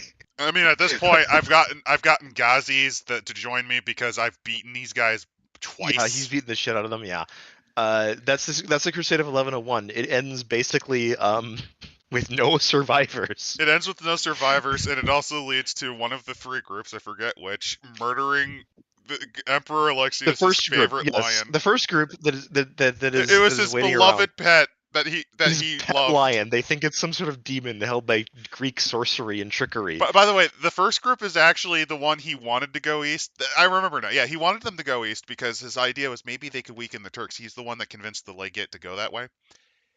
No, he very specifically said you guys need to go east then south. Like you need to go south, not north. Don't take the northern route because that's not No, going to get he you to the Holy warns Land them and you're all about going to that. die. Yeah, he warned them about Uh, that. But they fucking do it anyway. he warned The them about it. absolute But he was madmen. actually trying to help. Then they murdered his lion. He's like, you know what? Go, fuck it. I don't care. Leave. Go. I don't care. Just go. Well, he doesn't Just leave even because give them there's more of supplies, you. by the way. No, he does give them enough No, he supplies to get was. them. He was at first, and then they killed us. So he just forced them to leave quickly. Anyway, back to Bulgaria. Back to Bulgaria. That was a pointless detour, much like the entire Crusade of 1101. Well, Uh, no, it's a great detail because because it's the equivalent of the Fourth Crusade. well, the Fourth Crusade is basically the Crusade of 1101, except that it own goals hard enough to basically end any chance of Christian resistance against the Ottomans or any other Turkic steppe tribe that has decided to move into Anatolia. So, unironically, so Bulgaria, it's been pretty. It's relatively important in terms of trade routes because it's so close to Constantinople. It was settled by the Bulgars, which eventually Slavicized very hard. At Yeah, one there's a point, lot they of threatened major cities. Constantinople. They got smashed by Basil II. Hmm. They have formed again because of the Latin Empire and the Great Fourth Crusade, and they're looking to expand. They're looking to expand. They know that they're as strong as the Principality of Serbia. They could expand into some of the weak states, and on top of that, they've recently redeveloped their greatest capital, Tarnovo. Yes, they have. And Tarnovo at this point is actually a pretty decently sized city. Oh yeah, It's not as it's nowhere near a Constantinople, God no, but it's a pretty solidly big medieval city. and the fun Uh, thing about Tarnovo is, despite not having Constantinople screw you walls, you can kind of look at those city walls and also note the river it's on. yeah, it's on the Danube. You're not getting over this thing pretty easily, uh, unless you're a certain people that'll be coming in about 20 years. Yeah, Yeah. so Bulgaria so went yeah, down like nothing. the Bulgarian, like, the funny thing is we people talk about like the Hungarians getting wrecked, but the Hungarians getting wrecked is partially just like And the the thing is, the Mongol. Hungarians actually fought pretty hard repeatedly. They did. They just decided that the best solution, the king decided the best solution is fuck it. We're retreating to our forts. We're going to hold out there as long as we can. And the Mongols, who hadn't dealt with European style fortifications yet, didn't have like trebuchets or things like that to deal with them. Interesting aside, there's actually a guy from the First Crusade who ended up captured by the Turks that ended up getting sent all the way to like around Central Asia, who then gets captured by the Mongols, is then brought back by the Mongols as a translator. Oh, well, was he in the First Crusade or was he in the? No, he would have He been in was the the Third second. Crusade. He was the second or third crusade. He, Yeah, third he was in crusade. the Third Crusade And that and ended this up. is actually why they were surprised when the Mongols could roughly, very poorly speak French, if I recall. Yes, because he was still alive and he was being treated as a translator. So the Church Inquisition actually caught him after the Hungarians ambushed a Mongol patrol and caught him and got his story out of him. It's a wild ride. But yeah, Tarnovo's the big city is the big city of Bulgaria. To give you an idea, at this point, given how dire the situation is for the Eastern Roman Empire, Tarnovo is also the site of the autocephalous Bulgarian Church. It went autocephalous at this period of time. It eventually Yep. subsumed back into the Patriarchate of Constantinople. And Uh, then become independent again because well, it that's just how became these independent churches work. again due to Bulgarian nationalism and also the wise decision to ignore the Ottomans, essentially, Yeah. because at that point, the anything the Greek patriarch patriarch says, was yeah. basically had to be signed off on by the Ottomans because for very obvious reasons they don't want the Greek patriarch saying, you should all revolt against the Ottomans. Shocking that thing. They do a cool bunch of stuff, like there's a bunch of underground ruins because Tarnovo is built on an old Roman city, so you It can do some is, cool yes. stuff with that. Nicopolis. Nicopolis on Istrum. There's also Ivan Uh, Rilsky's cave. yes, there is. They talk about that. They talk about the towers. They talk about the lakes around there as well, Yeah, and Bulgaria is possible kind of story cool. speeds with them. It's hilarious though that they got completely destroyed by the Turks really quickly, like amazingly quickly. It's actually kind of impressive. Yeah, they Like also people talk people about make fun of France collapsing in World War II. No, Bulgaria makes France look like a hardcore look like like little prize fighter. baby. But yeah, they also talk about like the Badara Plateau and the few other fairy entities that are around there, along with shamans. They give you a bunch of stuff on Bulgarian history, society, and culture, including, of course, the church. And then they move into the local Oppidum. Oh, they also mentioned that Bulgaria has an interesting history with religious heresies because Yes, they do. Bulgaria They had. bring up, of course, the Bogomils. Mhm. Basically, the Bogomils in the 10th century was a particularly strong heresy that was native to Bulgaria. It has been stamped out at least twice, but it has come back at least 3 times. They are kind of a weird dualistic take on Christianity, where basically they talk about Satan and Michael, God's sons, and of these, Satan rebels against God and created the lower heavens and the earth and mankind. But of course, the souls come from God. Satan made a covenant with Adam, permitting him to till the soil as long as his descendants paid homage. Then, of course, the other son of God came, which is Michael, came in the form of Jesus to talk to the people and tell them that Satan is full of shit. To give you an They're idea, there's the reason the Bogomils were often called Gnostics because there's elements of that teaching of the many Gnostic religions that came about during early Christianity.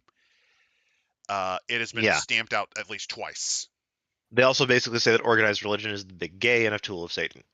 and that's why they've come back at least twice because they're very decentralized. Oh yeah, they In do. this time period, they're on the outs, but you'll still find villages that have this kind of That weird. have them, yes. Yeah. And they are a non-Christian divine religion. They generate dominions of aura and they talk about, okay, here's the realms of the divine, realms of power, divine, revised edition, and all that. Yeah, I get that. If you want more information, here's just the basics. Also, Uh, unironically, this is the part of where the book gets good. It's yeah, still too they then cluttered, talk about but the it's new good. then talk about the new one where they talk about the Orphic Oppidum of Edivarica because it's named after Urdurus, the doomed lover of the legendary Orpheus. And it might seem, why is this not in Thebes? And it's like, well, the cult of Orpheus they considered as peasant reals devoid of beauty. Oh, and they're pagans. Because the Gerbaton are snooty assholes like that. Also, it kind of makes sense because Orpheus canonically was ripped apart by worshippers of Dionysus. Dionysus was particularly popular in where Macedon Bulgaria, and Bulgaria, yeah. because the Mostly because of Thracians his name. particularly loved him. Yeah.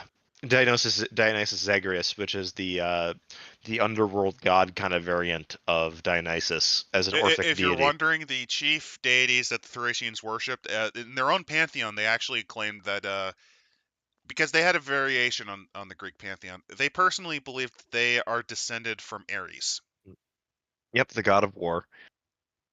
Which which I should is note different, this. but yes, they believe themselves to be sons of Ares. That's why they were known It's to be very warlike and kind of insane. Like they were the yeah. Mediterranean equivalent of berserkers. You've got to remember this. The Greeks did not like Ares at all. They really don't like him. He's someone that you try to avoid if possible because he brings the rage of battle and the lust of battle and the destruction of war. And the And Thracians indulged in that. And to give you an idea, they were also known as barbarians because, much like the Macedonians, they drank unwatered wine.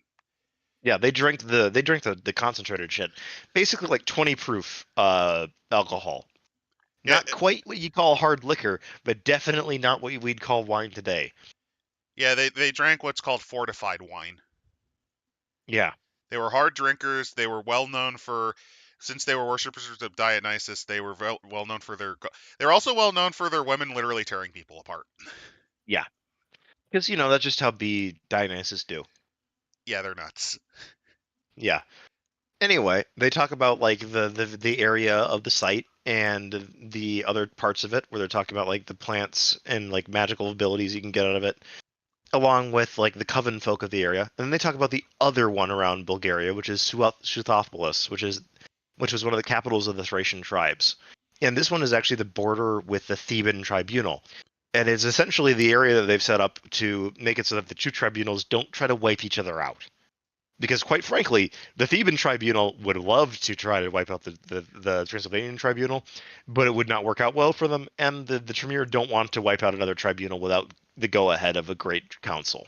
Yeah, because while they do hate the snooty jerks and the Thebans, they also know that it would basically do a lot of damage to Yeah. the You order. also got to remember that originally the Theban tribunal was part of Tremere's Eastern tribunal. A lot of the Eastern ones were because he claimed all of them under his own. Because he's the one that kind of subjugated them into the Order of Hermes. So yeah, there's a lot of that sort of like historical thing of like, you should probably have been under us this entire time, you little fucking wusses. Yeah, Jerberton can get pretty obnoxious, and they are in this case. Although it's changed somewhat given the whole Latin Empire thing. Yeah. In any case, nobody has tried to take over this small town where the wizards are, because what happens to them is very bad, miraculous things. Oh yeah, Uh, because there's the Valley of the Thracian Kings, which yeah. They turned someone into boiling gold at one point. By the way, the wizards here. yeah. Yeah. But yeah, the Valley of the Thracian Kings, which they have a lot of plots where you can, like, if you want to make a game set around here, here's all the information you need. Also in this area, cry There's more. a lot of if you're in Suthopolis, odds are pretty good you might run into a murder mystery because this Opida is not above wizarding war secretly with Yeah, each other and across the border. yeah. So they also make a mention that this is actually where the House Guernicus is kind of usually here, which are the guys that run the Quasitorship. So they're very important here, and actually, this means that if you are a member of this oppidum, you probably are a Guernicus. Uh, they're the most common, and they actually even give a count. I think of all the if you count up the Magi in Transylvania, there's a good amount of them overall. And then there's another third Oppida because Bulgaria is special and gets three, I guess. Well, no, you forget another cool thing about Suthopolis. It's the site because of the interstrife. It's the site of the Red and Black libraries. Oh yeah, there's Which, that too. yeah, if you're, in short, the Red Library is specifically it is all of the lore on House Dedenne, the renounced house, the tribe unmourned, essentially. And the Basically, it's what all members in this oppidum are, especially ones that are lictors or hoplites, are expected to learn the magical signatures and sigils of Dedenne because of what they did. yeah, They went and hard for that, into infernalism, it and also it's includes corrupted. magical things that are illegal to cast on other members of the Order of Hermes. However, against these renounced magi, Order of Solomon or Order of Odin, feel free to use them. Go ahead. They Yeah. also contain a few of these incredibly illegal books about the corruption of House Titalis, which are infernal in and of themselves. So you read them at your own risk. And if you're wondering, red spells are of the infernal. Basically, this is kind of where they dabble with the dark, at least a little bit to understand it. But it's heavily regulated, and there's Yeah. a reason why this place is probably the most militarized of all of the Oppidae. Then there's the Optida of Tabulatum, Oh which no, is kind of a then neat there's the one. Black Library, which yeah, this is That's what I legitimately mentioned. That's the one with the demonic shit. The Black yeah, Library is the demonic shit one. The Red Library is the one about the Druids, or the Druids, depending on how you want to pronounce it. If you want to be, Mystery of the Druids and all that. Uh, it's in a consecrated area with divine magic around it in the same library location. Some people have said that that's a poor move. it The probably Inquisitors is. say that this is an incredibly expensive facility to build because we needed the bones of a virgin martyr to do it, and B, it's incredibly secure anyway. What could go wrong? Well, I think I know what happened to the Transylvanian Tribune and why it got so badly damaged in the 1300s. Yeah, mind you, basically the fifth edition throws out all of that canon of what's happening next in the future. They say just do what you want. Oh no, I'm aware. I'm just pointing out that you, In given the fourth edition, history, they talk about how this thing collapses like a fucking house of cards. Yeah, I mean, if you're following historical arcs, which they do, yeah, yeah, this could go very badly, very fast. it's not great.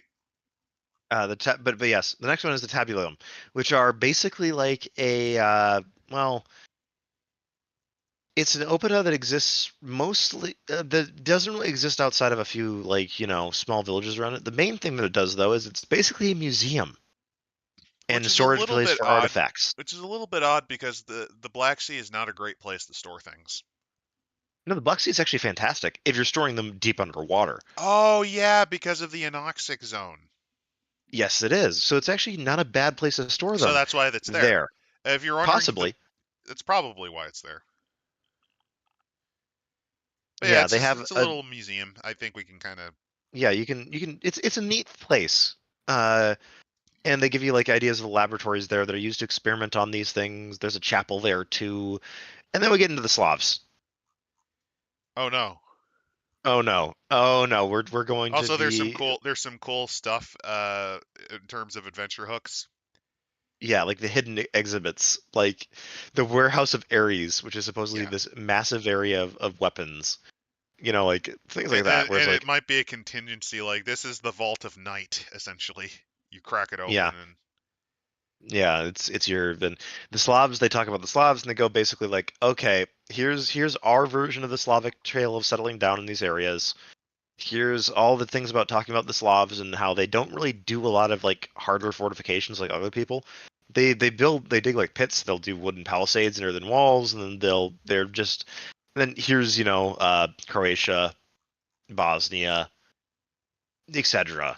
in the Slavic lands. They also talk about what they wear, what a Slav warrior would be like, and weapons of the Slavic gods, because there's still some of those floating around, like Perun's arrow. this one okay, I'll be honest, that part's kind of horseshit personally. Yeah, The South Slavs Christianized much more so than very. They're saying like the weapons still float if the around. weapons are still floating around fair. I'm just pointing out that this is not Lithuania. That's not going to work. Yeah, this is literally the uh Also, the specimen. Slavs They're are only found in magical believed in stuff. a supreme god. Not necessarily. That Not could really. actually be a fuck up from basically interpreting Rodnovi wrong. Rodnovi could be Yeah, completely full of shit. We don't know. they also note that they are thoroughly Christian, but still hold many pagan beliefs and traditions at this time, which is not unusual for anyone in It's Europe. folk Christianity at this point. Yeah. Right. So, for example, they will have like dragon gods that Harun has to fight, who likes to steal his cattle. There's a lot of other old ways that they're talking about because a lot of these sites that they live in have some magical aura to them. So, maybe they're not completely full of shit Well, I mean, with the the thing old is, ways. the Slavs did have their own interpretations of dragons and a bunch of like basically Yeah, fairy lore. They they had their go own into those version of these fairy lore. actually.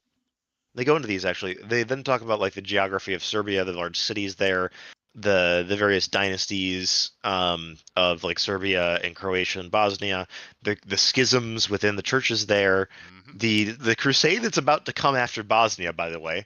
Yep, because the Bosnian church finally pissed off the Catholic Church. Because what happened was it basically played the two against each other, but because of the Latin Empire, they can't do that anymore. Yeah, the other thing is that House Shamir is looking at this coming crusade like, oh fuck, because you have to understand this could be a major problem for them to have suddenly a bunch of Deus Vult, Deus Vult, Deus Vult people walking into their backyard, I mean, they especially saw because what they're not. happened in Constantinople, and they Yes, they probably did. remember 1102 They do. They remember and that. They remember. 1144, because the actual Second Crusade was also a titanic, massive Oh, it failure. was. Yes, they remember a lot of that shit, and they remember the amount of destruction that could cause, and then it will be localized entirely in their backyard. And what's to stop these guys from trying to sack their various oppida for being bastions of heathen faith and all those other things when House Tremere is actually very close to the church. They also don't like a lot of really super pagan people, mostly because they have to fight them all the time. Um, so Also, unironically, having the Bosnian Church actually being Bogom, no, they weren't. They were they not. weren't. This is a bit of a fuck up on the book's part, but it's a common historical misconception that there was some Yeah, Bogomilism. It's not. It's legitimately them playing each other off, and basically it was essentially Catholicism from the point of view of lay preachers, because they didn't really even have their own bishops and yeah, they didn't higher because nobody cared clergy. about them. So it's like I had to go from preacher to preacher. So you get some weird variations on the basic. Like It, the basics are all correct. It's it's the details of the essentially theology that start to differ. a weird mixture of folk Christianity with Eastern Rite Catholicism, and yeah. Yeah. Then we get into a fun story seed about like the Palace of Diocletian, which is still around in this area and could be magically in there. And there's also Croatia, which they talk about that in the various cities, and then we get into a fun one, which is the Appia of Histria, which is right on that corner. If you look at the map, this is on the Istrian Peninsula, which is a fantastic little place if you're a fan of history, because it's a location that is very, very Slavic, but also very, very Italian and somewhat German as well, because it's right between Austria, Italy, and well, the Balkans. If you're wondering, Istria traditionally has three ethnicities. There's the Slavians, which are very Italianized Serbs, essentially, like Yeah, Italian and they're Germanized basically Serbs. yeah, They have their own language. There's the Italians, which basically settled primarily of Venetian stock on local cities, like Trieste was one. You'll also see yeah, them in Zara and Ragusa. They're very they were very common. In fact, actually, there was an Italian language native to what the former Yugoslavia, to Croatia, called Dalmatian Italian, which lasted until the 19th century. Like the last speakers yeah, died in, I think, the Napoleonic period. yeah. And then they talk about like the And then unusualness that there's you the can find here, Corinthians, and which are the German settlers from Austria. right. So they talk about these various islands here and old history, and then the chapter houses they have all over the place. And they talk about the peninsula, and it's basically like the peninsula, technically speaking, is where the old covenant is. So you got old history in the center of it. In fact, one of the oldest lightning spells of the Order of Hermes comes from this area, which was originally used as an agricultural tool because fuck that stump in particular. Blast it with lightning.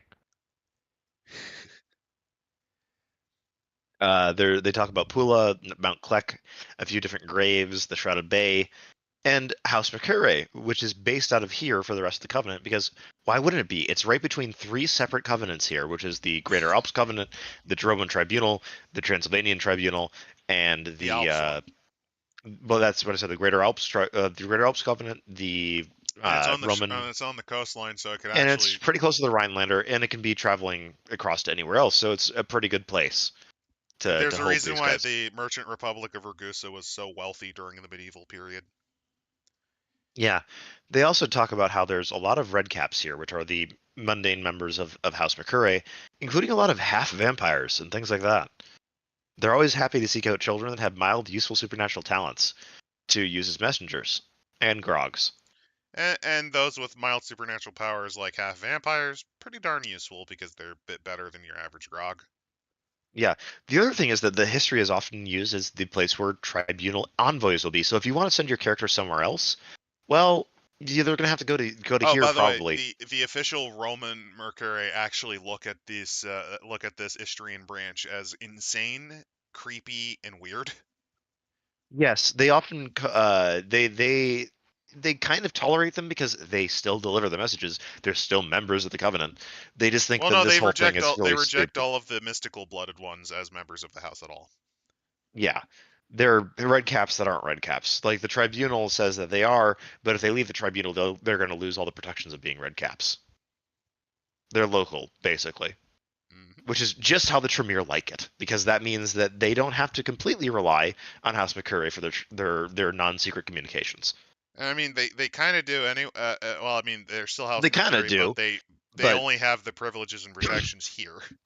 yeah, so there's your So advantage. yes, they're House Mercury, but they're a part There, of their lever is in their hands. yes, and that's another thing that they could use to destabilize House Secure in the future is basically go, hey, you know that group of those red caps that you're denying rights to, we're going to go vouch for them at a grand tribunal if you don't accept them, which could lead to the House Mercury losing a lot of face and a lot of political power. Also a rival competing service. Yes, there's the other bit there. The next bit, though, that I like a bit is Local they talk about creatures. naval stories and local creatures. They talk about how there are these little fairies that will build shit around the place. There are giants, which there are some. There's some local dragons, and they talk about them in another chapter, along with very local types of vampires, which there are in Spherical. fact some fun. There's some fun stories about those in Istrian folklore Yep. that I've dug into before. The Strygon. It's a It wanders the street after midnight, knocking on doors as a signal of a death to come. It also sleeps with widows and sucks the blood from children. Exhumation and staking in the stomach will destroy them. The process fills the Strigon's grave with Viz-rich blood. The older the Strigon, the more Viz is produced. And Redcaps fucking loathe them. yeah, because they'll attack travelers. Hmm. And they're So also you know, probably one of the harder vampires to put down unless they're resting. Also, yes, there are dragons in Istria. Here are the peoples of the Transylvanian borders, which includes the Kipchaks, the Zeklers, and Pechenegs. the Teutonic Knights and Transylvanian Saxons, and then the Vlachs as well. Oh, here's a This is cool one. Like the Cumans are basically we've talked about them. The Kipchaks, they're yeah, basically a Turkic people that fled. The Zeklers are even more insane than I thought because yeah, their actual origin stories are they claim to be the sole they remainder of are. Attila's army. Yeah, they do. That's why they said that they're the old Hungarians that somehow stuck around for quite a while in this area of Pannonia. Um, and so they when the Magyars came up, they went like, brothers, you've come back. You know, And they're hey, very confused because the Magyars speak like a language closer related to Finnish rather than what the actual yeah. Zeklers spoke. But the Zeklers, therefore, are actually treated basically as fellow Magyars in many ways. They also have a special They, magical power that defends them from genocide, yeah, they do. which Kind of is great. which I guess doesn't work anymore given situations in Transylvania. Well, they kind of get absorbed into the greater Hungarian population Well, no, eventually. they kind of get destroyed by the Romanians Oh yeah, those. That's the because most of the Hungarians in Transylvania were of Zekler ancestry. yeah.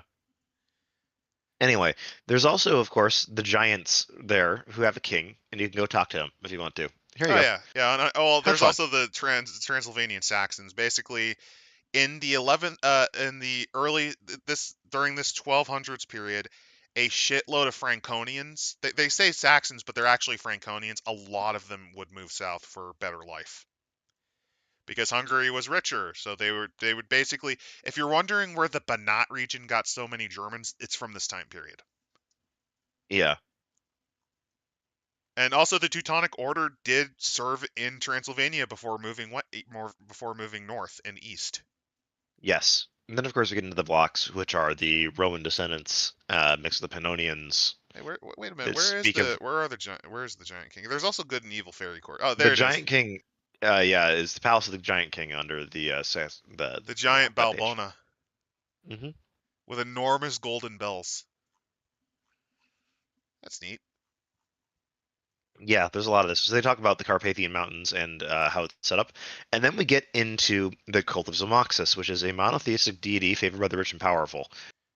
If you're At the wondering, time, Zalmoxis is also it was an ancient heroic figure in Western Dacian lore, if I recall correctly.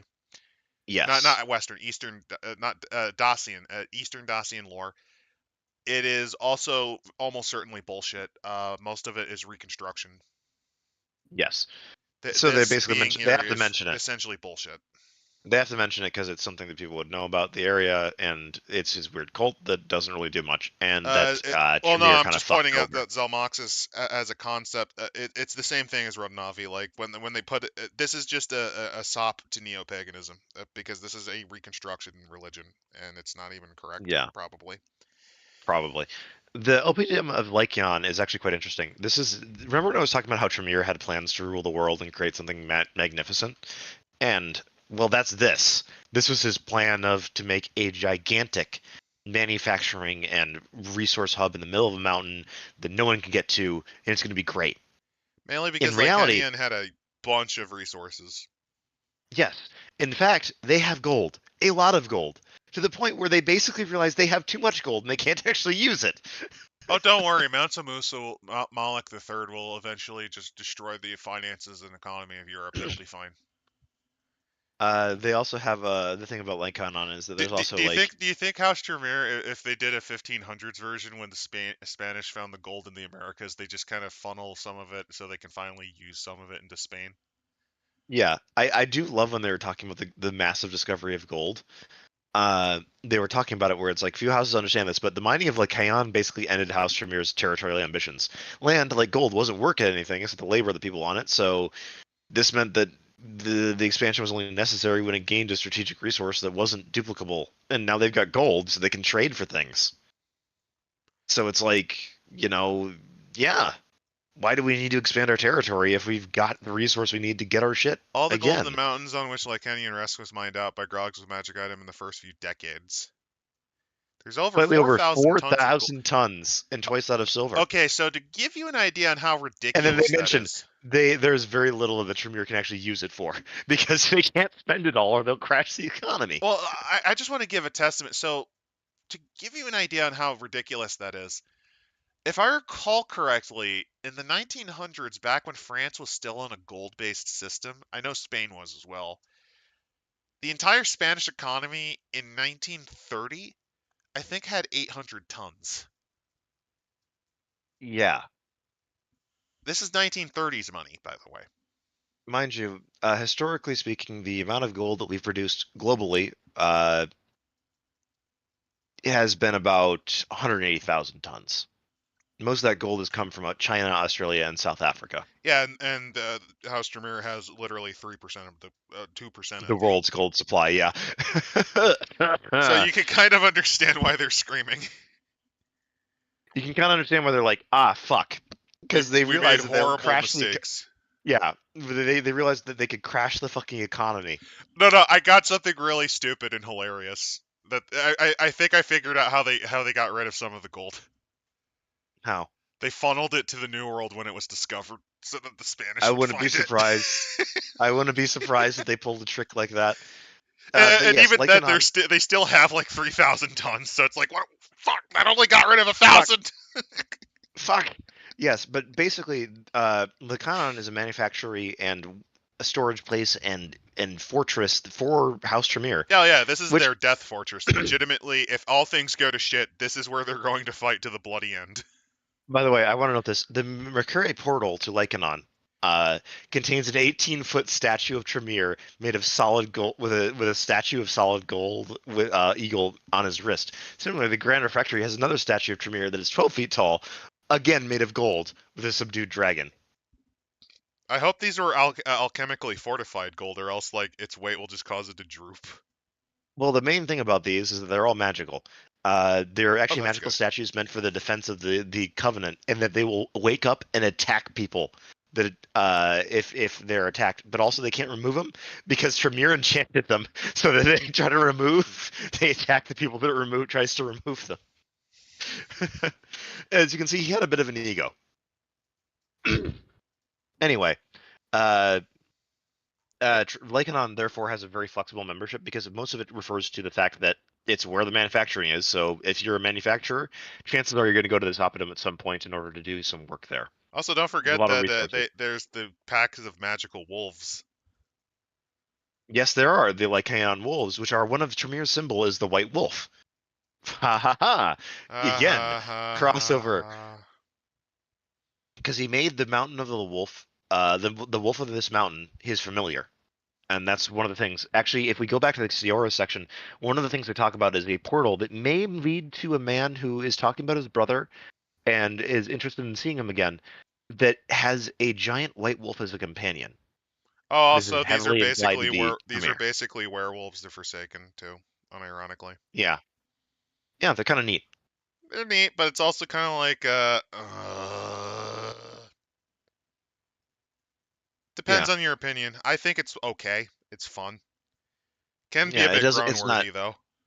yeah, but it's a nice little nod to everything else It's that's a pretty around this. blatant nod. Yeah. Well, as Hey, I it's the said, it's Skullomance. yes, the Scholomance. This is the other one that's in the area. So the Scholomance is that of course, the school of the devil himself. The main thing is only 10 students are admitted at a time. This is if do you want to run Harry Potter? By the way, I forget where did the Skullomance myth come from? I'll have to look that up, actually.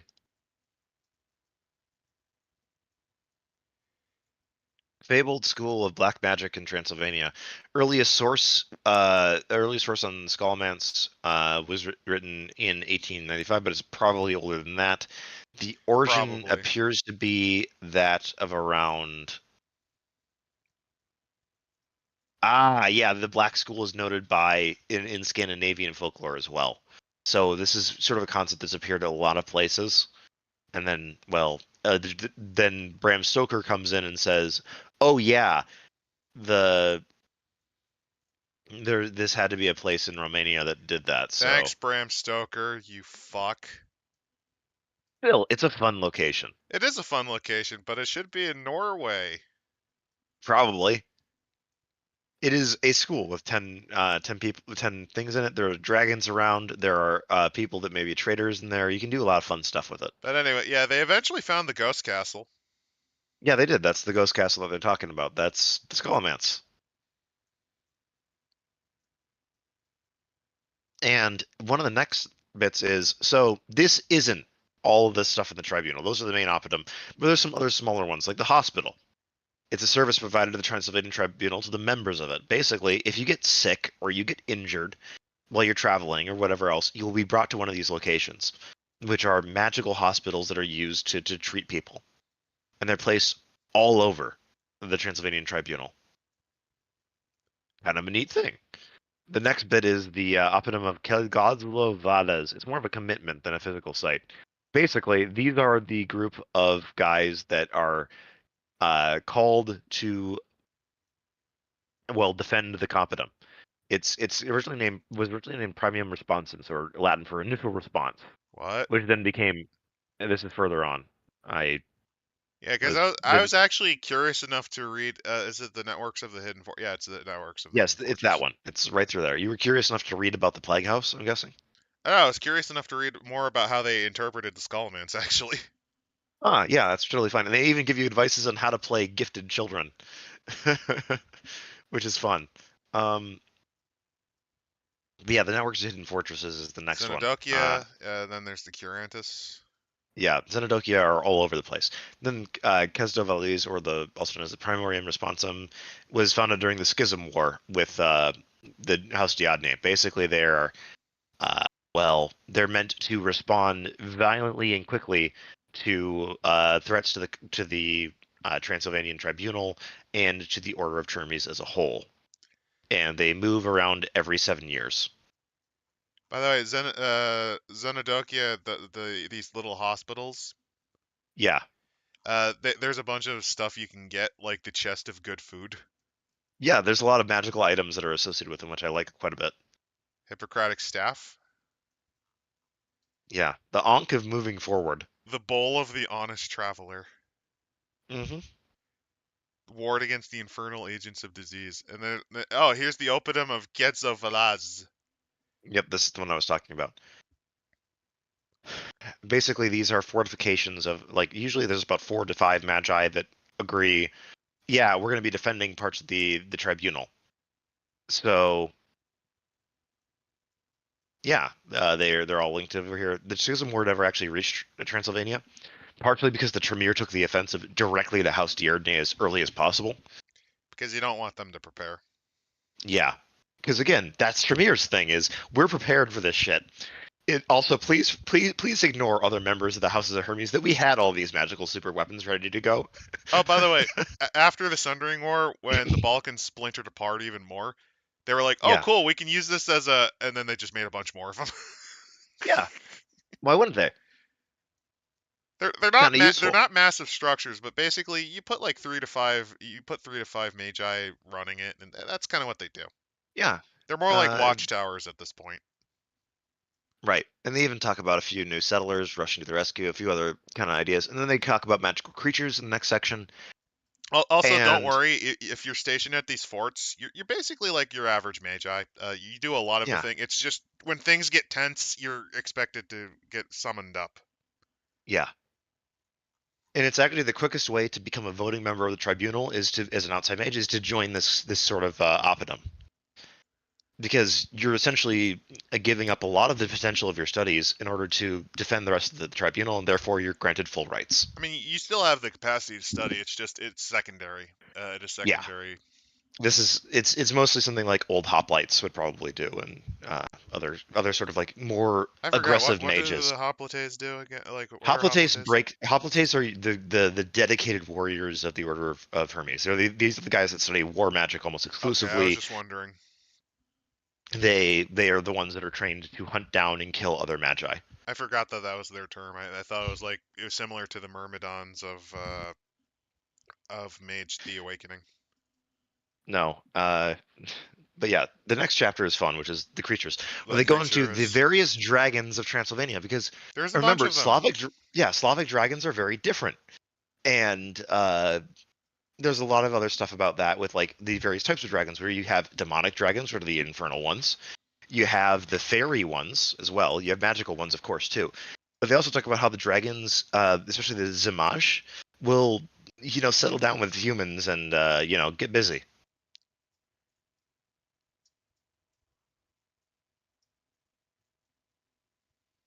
There's also the dragon war that they mentioned as a possibility. That's in a couple of pages down from where you are.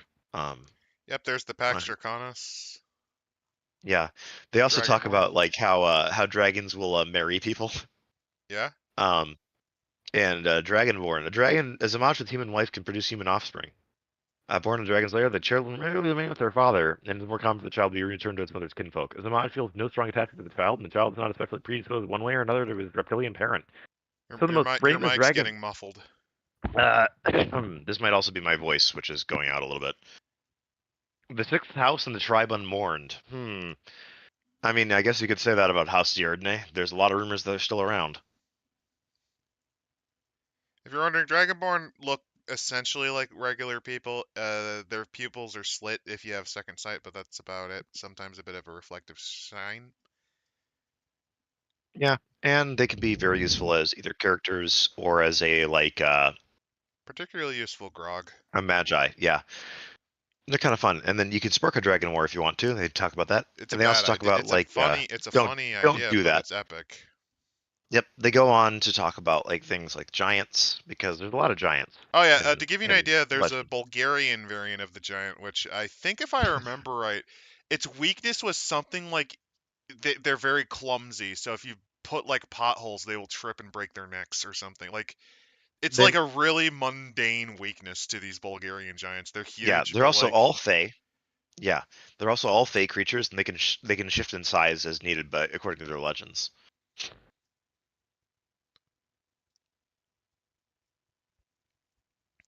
oh yeah, they can size shift. That is a very common. That's a very common thing for Slavic giants, is they can change sizes. Yeah, the vampire section is actually very good too. Fairy horses. Vampires, obviously, since they take a bit from Stoker, but not completely. Vampires will walk the area They quite go often, they go more into the Slavic version of the vampire than anything else. which is good. It makes it different. Page 115 has one of the best pictures of a vampire of all time, by the way. Also, I love this picture. the one with the ears and the guy's like about to stab And her. the guy with his weird face is about to stab it. Yeah, So the vampire life cycle is a common motif is that they go through a series of phases in their existence. It survives 40 days as a gacha. Uh, then it takes on the human form of the deceased and is called a platonic. yeah, Vampire's principal prey is now human, starting with his own family. The longer vampire exists, the more powerful it becomes until after 7 years it moves out of its home district. Vampire masquerades as a human, taking up a trade, blah blah blah. These vampires have lost their traditional vulnerability to daylight, but they are hurt, though they are hurt by direct sunlight and tend to stay inside. And dampers are a thing, obviously. yes. The next bit that they talk about here I like is that they're most active between November 30th and April 23rd. Hmm. Um, which is linked to holidays. They also talk about how the fact is that they are not intended to be player characters, obviously. But here's how you build them. They also talk about ways to kill them, and then other kinds of vampires that are based around these.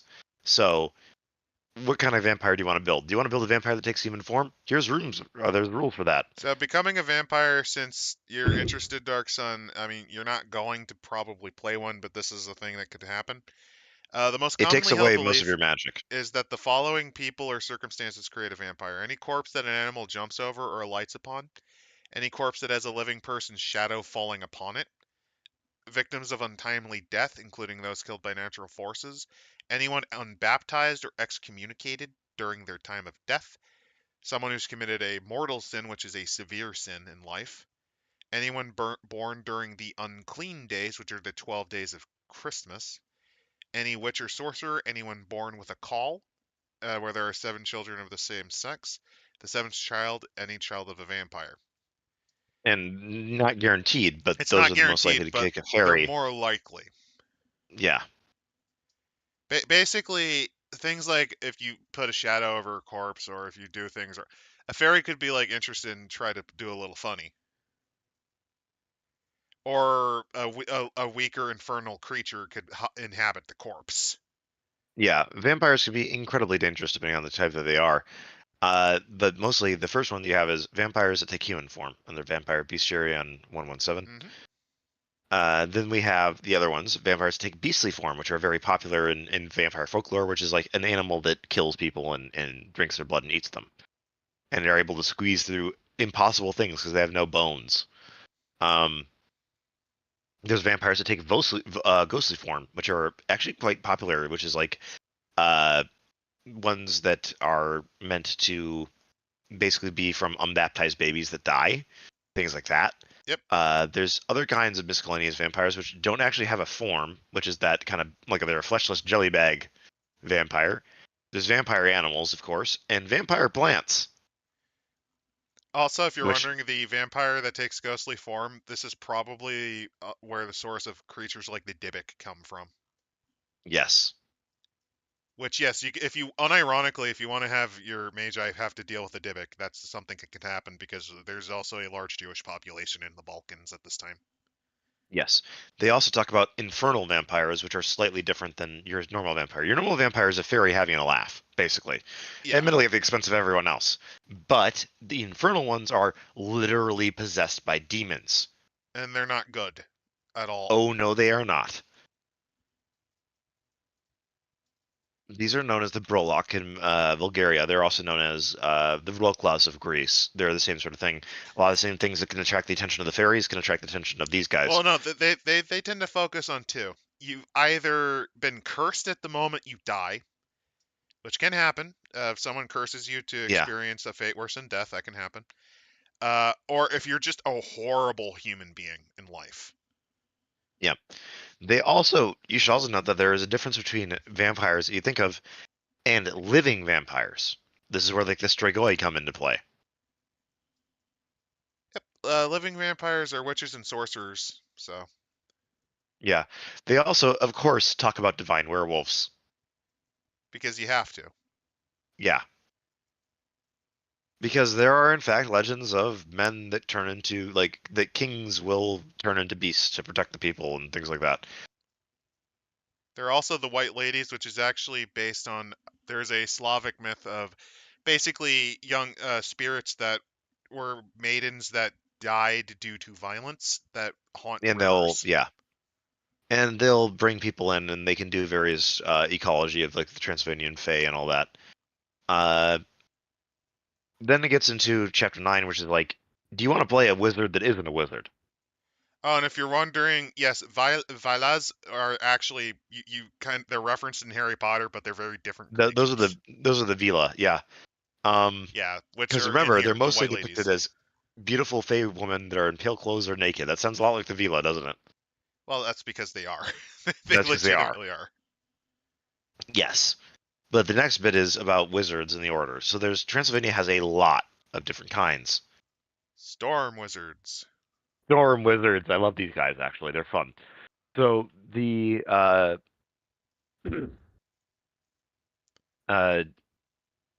storm wizards are basically well, they're storm wizards. They summon storms and they call lightning and they often live with giants in the hills and things like that. And you can play them in terms of like that you can join them with the you can use the rules to make them a part of, say, House Excalania. But you can also just have a storm wizard show up as an NPC. If you're wondering, storm wizards are fun because they're abandoned in the Spartan tradition. Usually, they're children who are either thought to be changelings, which are not, Yeah, the deformed, the mentally challenged, those who are cursed with being born of incest, or are just insane. They are left up yeah, there, and those with the gift become these. yeah. They also show their initiation. And they kind of are very similar to hermetic wizards in that they generally have an apprenticeship, along with opening the gift and things like that. They also have to kill giants in order to become full storm wizards. Hmm. The thing is, storm wizards, because there's a lot of similarities with the Hermetic traditions, it's not uncommon for them to actually join House X Miscellanea. As I did mention, yes. So they, which you can use a lot of their abilities to do stuff like that. They're kind of neat. They're not what I'd call the most powerful kind because hermetic magic is very useful, very good. But this is in terms of you want to do something really special as an NPC, throw a storm wizard in there. Like fuck it. Like who doesn't want the old weird wizarding insane man to come in and go Like you have the garble crazy. garble garble garble garble garble chickens man, and then just like suddenly there's a storm coming at you, So and you know just envision like you're going on a tour and like you have you're a bunch of red caps going to deliver a package and you're like you knock on this wooden plank in front of a cave and you hear and then like this hunchback guy with a swivel eye with a thick beard comes out, grabs the thing, and then in broken church Slavonic says, "You want to see something cool?" And he does like a horrifying ritual on top of a mountain with lightning echoing across the skies. yeah, and he summons a storm to rain on you to get him away from his fucking house. Because he got his package, you can fuck off now. You can fuck off now. Yeah. Again, fun concept. Vampire hunters are mentioned again. They Which is a go into very sort common of tradition because, yeah, Fae in the Balkans tend to like to become vampires. These guys specialize in taking yes. them out. They also talk about the Taltos, who were a group of basically uh, Hungarian magicians, often marked at birth by being born with extra fingers or toes or calls. They enter a deep sleep and they fight things in their dreams and night walking and things like that, which is sort of where the idea of Cernaman that Tremere developed comes from the Nightwalker traditions, uh, which is something that's mentioned in the Hedge Magic book. So, as said before, Tremere is not above taking the ideas of other wizards and absorbing them into his own house. And the modern Tremere occasionally do the same thing, where they'll grab someone like a Storm Wizard and they'll grab them and say, "You're technically now being trained by a Tremere apprentice, so you are now a Tremere. Therefore, you can bring your magic that is useful to the House Tremere to your future apprentices." I like playing the crazy old man too much. Not really. I would just like that's literally what a storm wizard is. I mean, that kind of is. So That's the literally their thing. Taltos, They're the crazy hermit. yeah, Taltos are kind of neat. They talk about like a few other kinds of vampire hunters, but the Taltos are one of the cooler ones. Hunters' arts, though, for vampire hunters, gives them like magical abilities to fight vampires and useful things with that. It's a little bit of a longer section, Also, and they yes, talk. dark parentage, Dampier and Vampiridizi are also mentioned. Yeah, they go into um, can hunters' arts work against mortal foes, and also House Tremere. They mentioned this in another earlier chapter. House Tremere is trying to figure out a way that they can use these to hunt down other magi instead of just vampires. Hmm. Because that would be an incredibly powerful weapon against foes of the order. If you could sick basically a Witcher on them.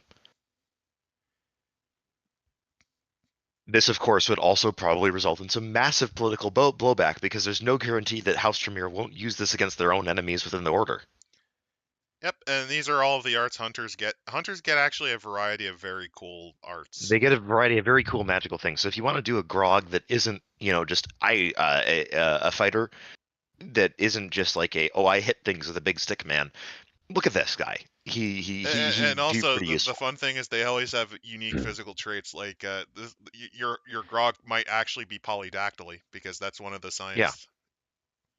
yeah. They also have, of course, mentioned sympathetic connections, bands, how to hunt vampires, how to kill vampires, and then they go into basically just a idea of how do you run a horror game, Well, which it's is not a just chapter we killing. won't. They also tell you how you can prevent it, which is pretty neat. Yes.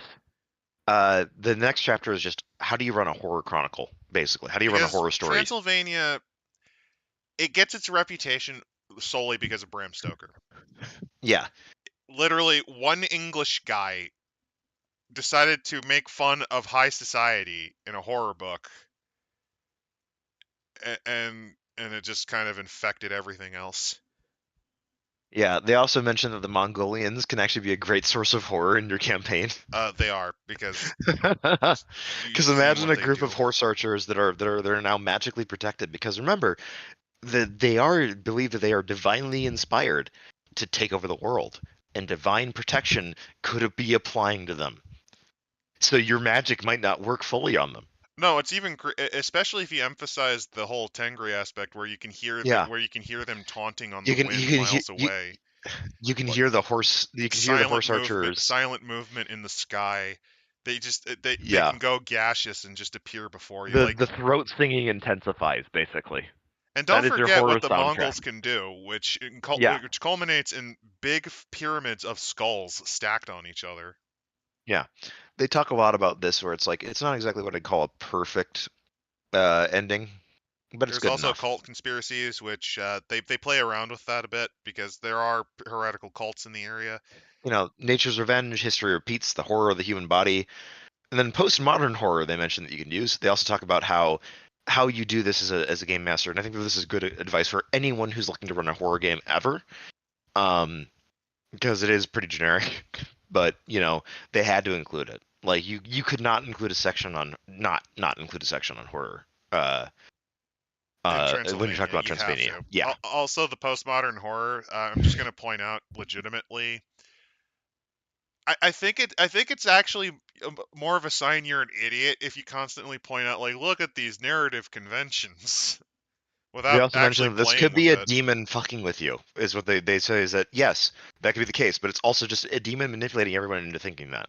Oh no, no. What actually would be really hilarious is one of here's a good shit post idea for the horror story.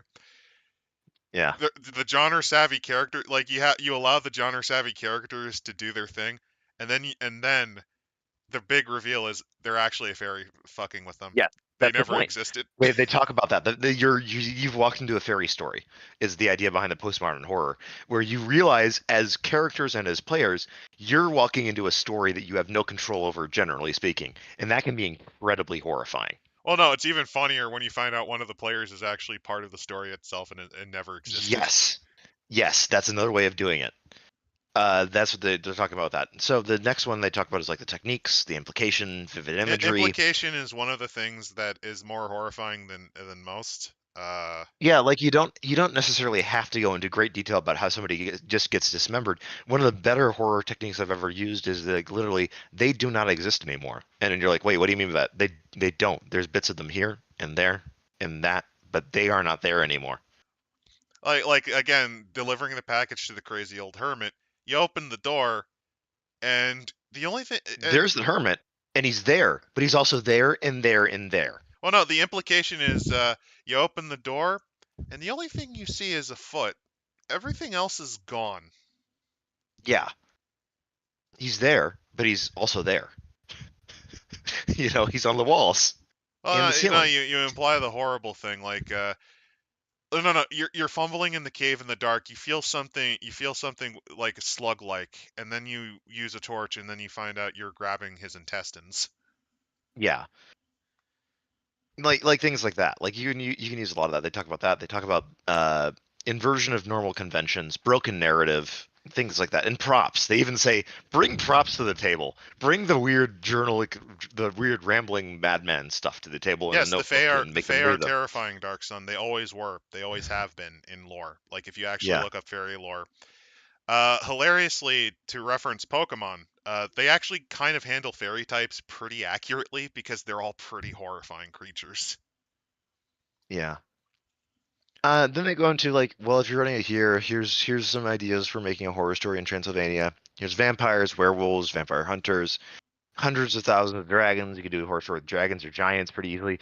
There's the Teutonic Knights, which would be another big thing. Or if you're not a Tremere mage, you could piss one off, and that could easily start a horror chronicle for your players. Another fun one is, since this is actually within, they're still around, you could play around with one that they always forget about. It's not in the right area, that's in Western Europe, but you can play with the Knights Templar actually going demonic.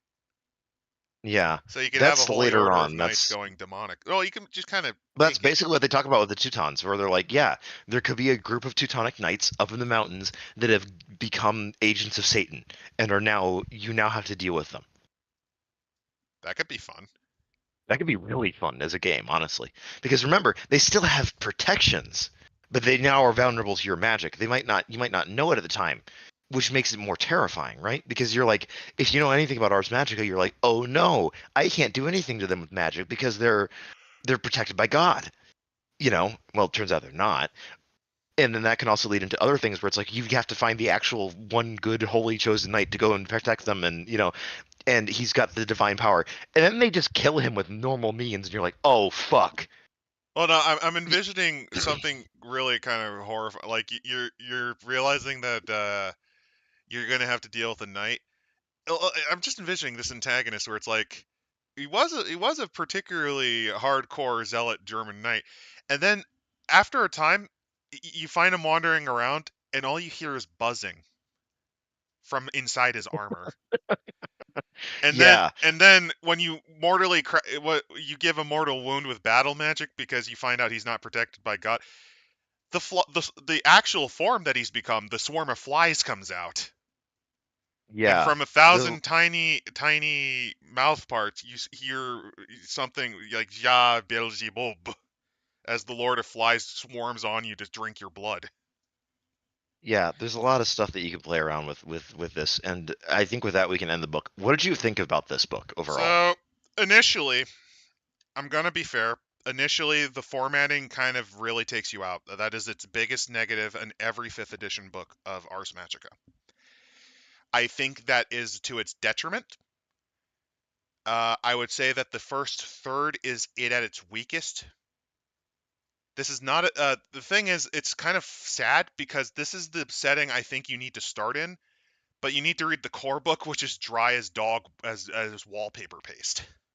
It really is, but it's a fantastic introduction to like Ars Magica. If you gave this and then the core book to a new player, I think that they would get the idea of the game very quickly. They would get the idea, but the problem is they'd have to read at least three At least two chapters. other books.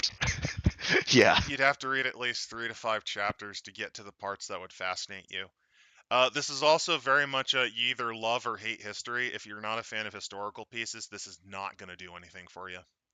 Yeah, Ars Magic as a system is tied to a time period, which is a downside to it, but I think that also plays into some of the strengths of it. I would say I cannot rate it amazing simply because of its formatting. That alone would never make it anything better than good.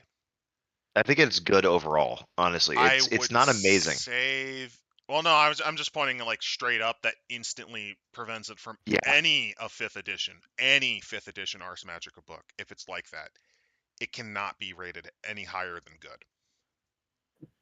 Just because 3 columns, it's cramped, it's small, and God help you if you have something like dyslexia. You're not going to be able to read it. Well, then it really does look like a wizard's tome, doesn't it? If Not you got great. dyslexia trying to read one of these Not great. things. Um, the first third is it at its driest. It is critical to have, especially since it gives you insight onto the order that you're dealing with, the house that you're dealing with. Hmm. But it's also poorly formatted because there are 2 pages where it legitimately you don't know where you're supposed to read from there because like the gray boxes actually interrupt your reading space. Your flow, yeah. The reading Part of flow is that might be really bad. digital. Part of that might be the digital I don't think it way that we're is. looking at I this, don't think it but is fully. But I would say it is on the. I can't really. I can't. I'm sorry. I cannot rate it good. It's close, but the first third is not good and is bad enough that it kind of knocks it down. It's a very high okay. decent. It is a very high decent. It is nicely informative. It is, if you ever wanted to do like what was it, Kingdom? You said Kingdom Come. If you ever wanted to do a Kingdom Come style game, Yeah. unironically, this is the book you'd go with. Um, It's not set in the exact location, but it's the same sort of feeling you can get basically out of it. a combination of its formatting, the opening third of the book, and I'm not I'm being kind of picky a bit with the whole historical thing, so I'm throwing that out. It's a combination of the formatting and it's front loaded with bad, so you kind of have to grind through the first 30 pages because after the 30th page it gets better. It gets a lot better. I mean, we didn't even go into some of the details of the characters, which give you plot ideas in and of themselves, including a Gives you plot Tremere that ideas, but runs. I also think it would kind of drag down, but it also gives you ideas on how you would stat a character, like as a storyteller. Yeah, if they don't So give stat blocks with them, which I think is a great decision, it's a honestly, oh because yeah, it's if they did that, if they did the big blocks, which they did a little bit in the gray boxes with some of it, yeah, they did it for for some certain NPC characters, like, oh, here's a which magical was a wolf bit as an to the example. detriment. Yeah, but I think that that was actually a great decision because I it would say the allows you to. first third just barely knocks it out of good. Just barely. It's on the upper reaches of decent.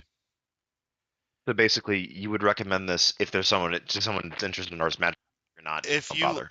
if you're interested, I would say if you've already played a game of Mage the Ascension or you like Mage the Awakening, you would really love this book. If you're a You fan of would, Mage already, you're going to love this book. If you're not a fan of yeah, Mage, this is not the book for you. I would actually recommend first hopping back to 4th edition so that you can get an idea on Ars Magica, and then hop to 5th. Which sounds yeah. counterintuitive, but I think 4th edition was just more editor friendly, like reader friendly. It's yeah, I would agree. It's more reader friendly. Which But that's critical if you're making an RPG book. true, That's kind of true. my biggest problem. Formatting the formatting. I know that's like such a minor thing because it is a wall, but honestly, I would have rather taken this thing being like 200 pages long and having 2 columns. That alone would have helped it a lot. Yeah, Like I can see where you're coming I from. would That happily take another 70 pages. Just you would take 70 more pages as long as it was double columned. Okay, that's a fair complaint. it's such a structural issue with the book. It's similar to why I can't really rate Vampire the Requiem 2nd edition that high because its formatting is jank. Its formatting and layout is weird. Its Yeah, mechanics are amazing. It's just the problem is its formatting is so bad. I can't rate it higher than, in that case, playable. So I'd say in terms of formatting, it's a negative, but it's not crippled the book. It's perfectly good, especially if you're already familiar with Mage. If you're familiar with yeah, Mage, I'd actually up it a pip to good. yeah. If you're If you're familiar dyslexic, with if you're Mage, dyslexic, I'd say knock it down to playable because this is not your book. because yeah, you're not under you're it will read like literally a wizard wrote this. You'll be like, I have no idea what these words are. I pity someone dyslexic trying to read Hungarian. I really do. Oh God, Dyslexic Hungarians must be some of the most unfortunate people on the planet. Second only to dyslexic Polish people. I'd say dyslexic Welsh because there's a lot of L's, W's, and Y's. Yeah, I mean, those are the holy trinity of unfortunate dyslexics. Is right there. A very high decent, very high.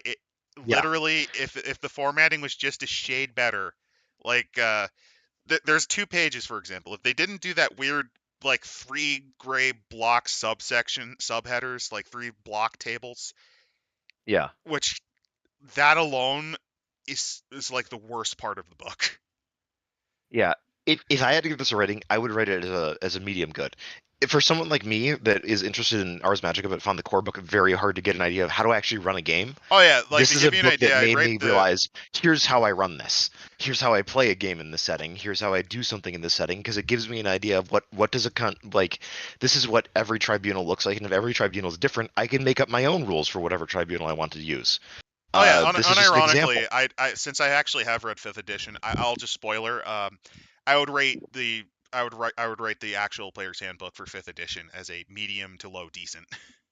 Yeah, I would go lower as to playable, honestly, for me because I was like, okay, this is all the information you need to run a game, and then True, no example because of how you remember I actually do forgot it. the house names, so yeah, I have to knock it to playable. I forgot all of the house names. Yeah, the house names, they don't explain the houses super well. They just explain that they exist. It's very fifth edition's almost aimed at people who liked fourth edition and played fourth edition. Which Uh, is one of the things that's like one of the most stupid things you can ever do if you're making a tabletop game.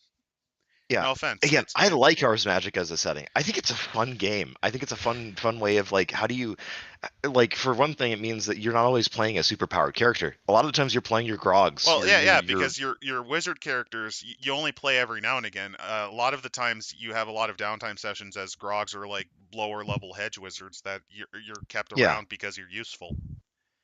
Yeah, and that's a great way to also explore more concepts of the game world and the medieval setting as a whole, because it's like when you're talking about just being a wizard, like that's your assumptions of being a wizard in a medieval setting. Like you're throwing fireballs, you're doing I'm weird just things now with ritual envisioning, magic and for summoning. example, a really fun Grog mission is just your red cap couriers. You're not even the most powerful one of you is maybe a Dampier, and that's about it.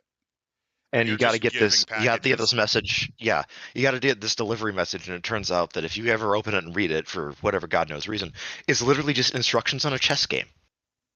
Yeah, It's two wizards who are playing chess with each other remotely over great distances, so they're using you as a courier method. so you're running. You survive. You survive a You horrible survive vampire attacks, werewolf attacks, an encounter with a a hag, or werewolf. whatever Well, no, else. you encounter a giant who really was like very curious about the letter because he was Yeah, like he's a giant that hoards like letters and like yeah, paper, which can happen. yeah. So like And then you you can find play out on that. you give the package to the wizard. He nods his head, moves the chess piece. He moves the chess piece on his board. But that's the thing, right? They mention one of the things that they mention in the Tremere House book is that chess itself for the Tremere is his form of code and social interaction. So you're maybe delivering a message that is of way more importance than you realize when you're delivering that chess And at message. first you're pissed, and then he nods, and then gives you an inordinate, a surprisingly large amount of money. Yeah, because the chess game that they're playing might literally be referencing something completely different, as in the movement of noble houses, how things are. It might not even match the rules of how chess is played, normally speaking. The point of Like it, you see him move the pawn diag. You see him move a pawn like a rook, which yeah, which doesn't make any sense, when right? you're But like to the wait, and you're Tremere, like wait what? And then he nods, going yes, it's as I feared. Gives you another message, no explanations given. yeah, like things like that. You could easily lead into that. And I Which think Ars Magic that's is a fun. It gives you the visuals. It's just the problem is it's hampered by the dryness of fifth edition. The, yeah. When fifth edition goes into its splat books, it gets into some weird, wild, wacky territory that is not, in fact, dry at all. which I think When is the we're same talking about thing the for fourth core, edition Ars Magica, yeah, unironically. when it talks about the core stuff, like here's your information about how like the cosmology works. That's weird and wonky. But then there's a whole thing about there's a book and I love this book. It's called Hermetic Projects. It says, okay, you want to explore the vagaries of hermetic magic and take it to its extremes. All right, how do you kill someone effectively with magic through the Parma Magica? And they talk about like how do you actually do this? And what are the magical spells you could use to do this? And why doing this could create a massive problem within the order, but why every wizard might want to pursue it. They then also go into how do you make a volcano base? What about making a second Tower of Babel? What about, I don't know, traveling the other end of the world? And they're like, well, technically speaking, Ars Magica is a world in which medieval philosophers are right, and there's nothing over on this side of the world. It is just an empty space. But if you don't want to do that, then make up whatever you want. But the objective of traveling the world around the world like that is totally viable. So why don't you try it? Which Go to China. unironically means you could do the hilarious flat Earth thing where there's more oceans and landscapes beyond the Antarctica, which is the gates of the sun or whatever. Yeah, you could, because Ars Magica runs on a very platonic view of the universe. That's why Hermetic magic works in the first place. So, because it deals with ideals and forms and things like that. So I'm you can just now play. envisioning this demented Chinese mage is as trying to do a Wan Hu. He actually succeeds, crashes into the firmament, and accidentally causes a rainstorm. Yeah, you can do that sort of shit. Like he's dead, he's beyond dead, but you see like a new star form, and then a mystic thunderstorm with holy waters floods the Yeah, area and for now a you bit. need to go figure out a way to fix the firmament before there's a second great flood. Like Like, it's like a slow flood, thankfully, but it's still annoying but still, you need to figure out a way to solve it. because it's not Uh, stopping. The rain's not stopping. And prayers aren't working, so obviously Magi need to take a step up. Because Another we fixed it, another we fun broke it, shit you need post to fix is it. you're carrying a box. You can't open the box because there's actually a very, very, very tricky and malicious Fey in it, trapped in there with iron tongs. Yeah, And if you but open the box, well, yeah, you basically have unleashed this horrible monster that took a actual divine saint to lock away. yeah, you can do that sort of stuff in Ars Magica. It's just that the core book doesn't give you that idea. You have to kind of come up with that yourself, and this You have book to really either come up kickstarted with that it idea for yourself me. or yeah, that's the thing. Transylvanian Tribunal, I can't, again, formatting makes me just unable to give it anything. I and I understand that. It's just that Actually, no, it's let me correct. No, very high, decent to just barely good. yeah, because there's a It's lot of like stuff in here right that's on the very border. useful. There's stuff in here that'd be useful if you're running a game in almost any other setting in a historical setting. Because I will, because I'm also kind of musing on. No, no, I'm just remembering Berlin by Night and how there was one good section. I forgot what I There were rated it. several good I think I was sections. busy screaming. We rated it playable because it is playable material. It's just that the last True. section of the book is so fucking True, we awful. rated it playable, so yeah, very high, decent to just in Because good, there were two the just section about the barely city good. itself, and yeah, it was the section of the city itself about Berlin that was very, very good because you found the history of Berlin the worst because it had a vampire that caused Hitler. Well, no, not just Hitler, Uh, everything in Germany. Everything in Germany, yes. Over his spat with another vampire, yes. The My favorite bit about that book though was the that I hated the most was the end section where you get into an adventure where you end up getting molested by Cleopatra. That's pretty bad too. Yeah, I, was I it I think Cleopatra it's or slightly Nefertiti? less insulting, but it's still awful. It was pretty awful. It was funny though. In retrospective, it was really funny, but it also involved like the curse of Cain, like a vampire pretending to be Cain. That was a Pretty awful. Yeah, it was. There's a lot of awful plot lines. Anyway, it's exactly 3 hours. Overall, I do recommend. I definitely recommend Against the Dark, the Transylvanian Tribunal. I can heartily recommend it because a high decent still means it's a pretty good game, and a low good means it's an excellent game. I have actually linked to Atlas Games, which actually does allow you to purchase the PDF still. It's in the description. PDFs or hard copies. If you want this stuff in physical, they still print it apparently. They do still print it, so I would recommend looking for it on there. I did give it access to a site that allows you to buy it. It is in the description. For those of you who are new, I don't know how many. Feel free to join our Discord as well, like, subscribe, that sort of thing. Anyway, Yeah, we I gotta go fight a Slavic dragon. I'm gonna die. yeah. I'm kind of in the same thing. My voice is being stolen from me by a witch. So good night, everyone. Good night.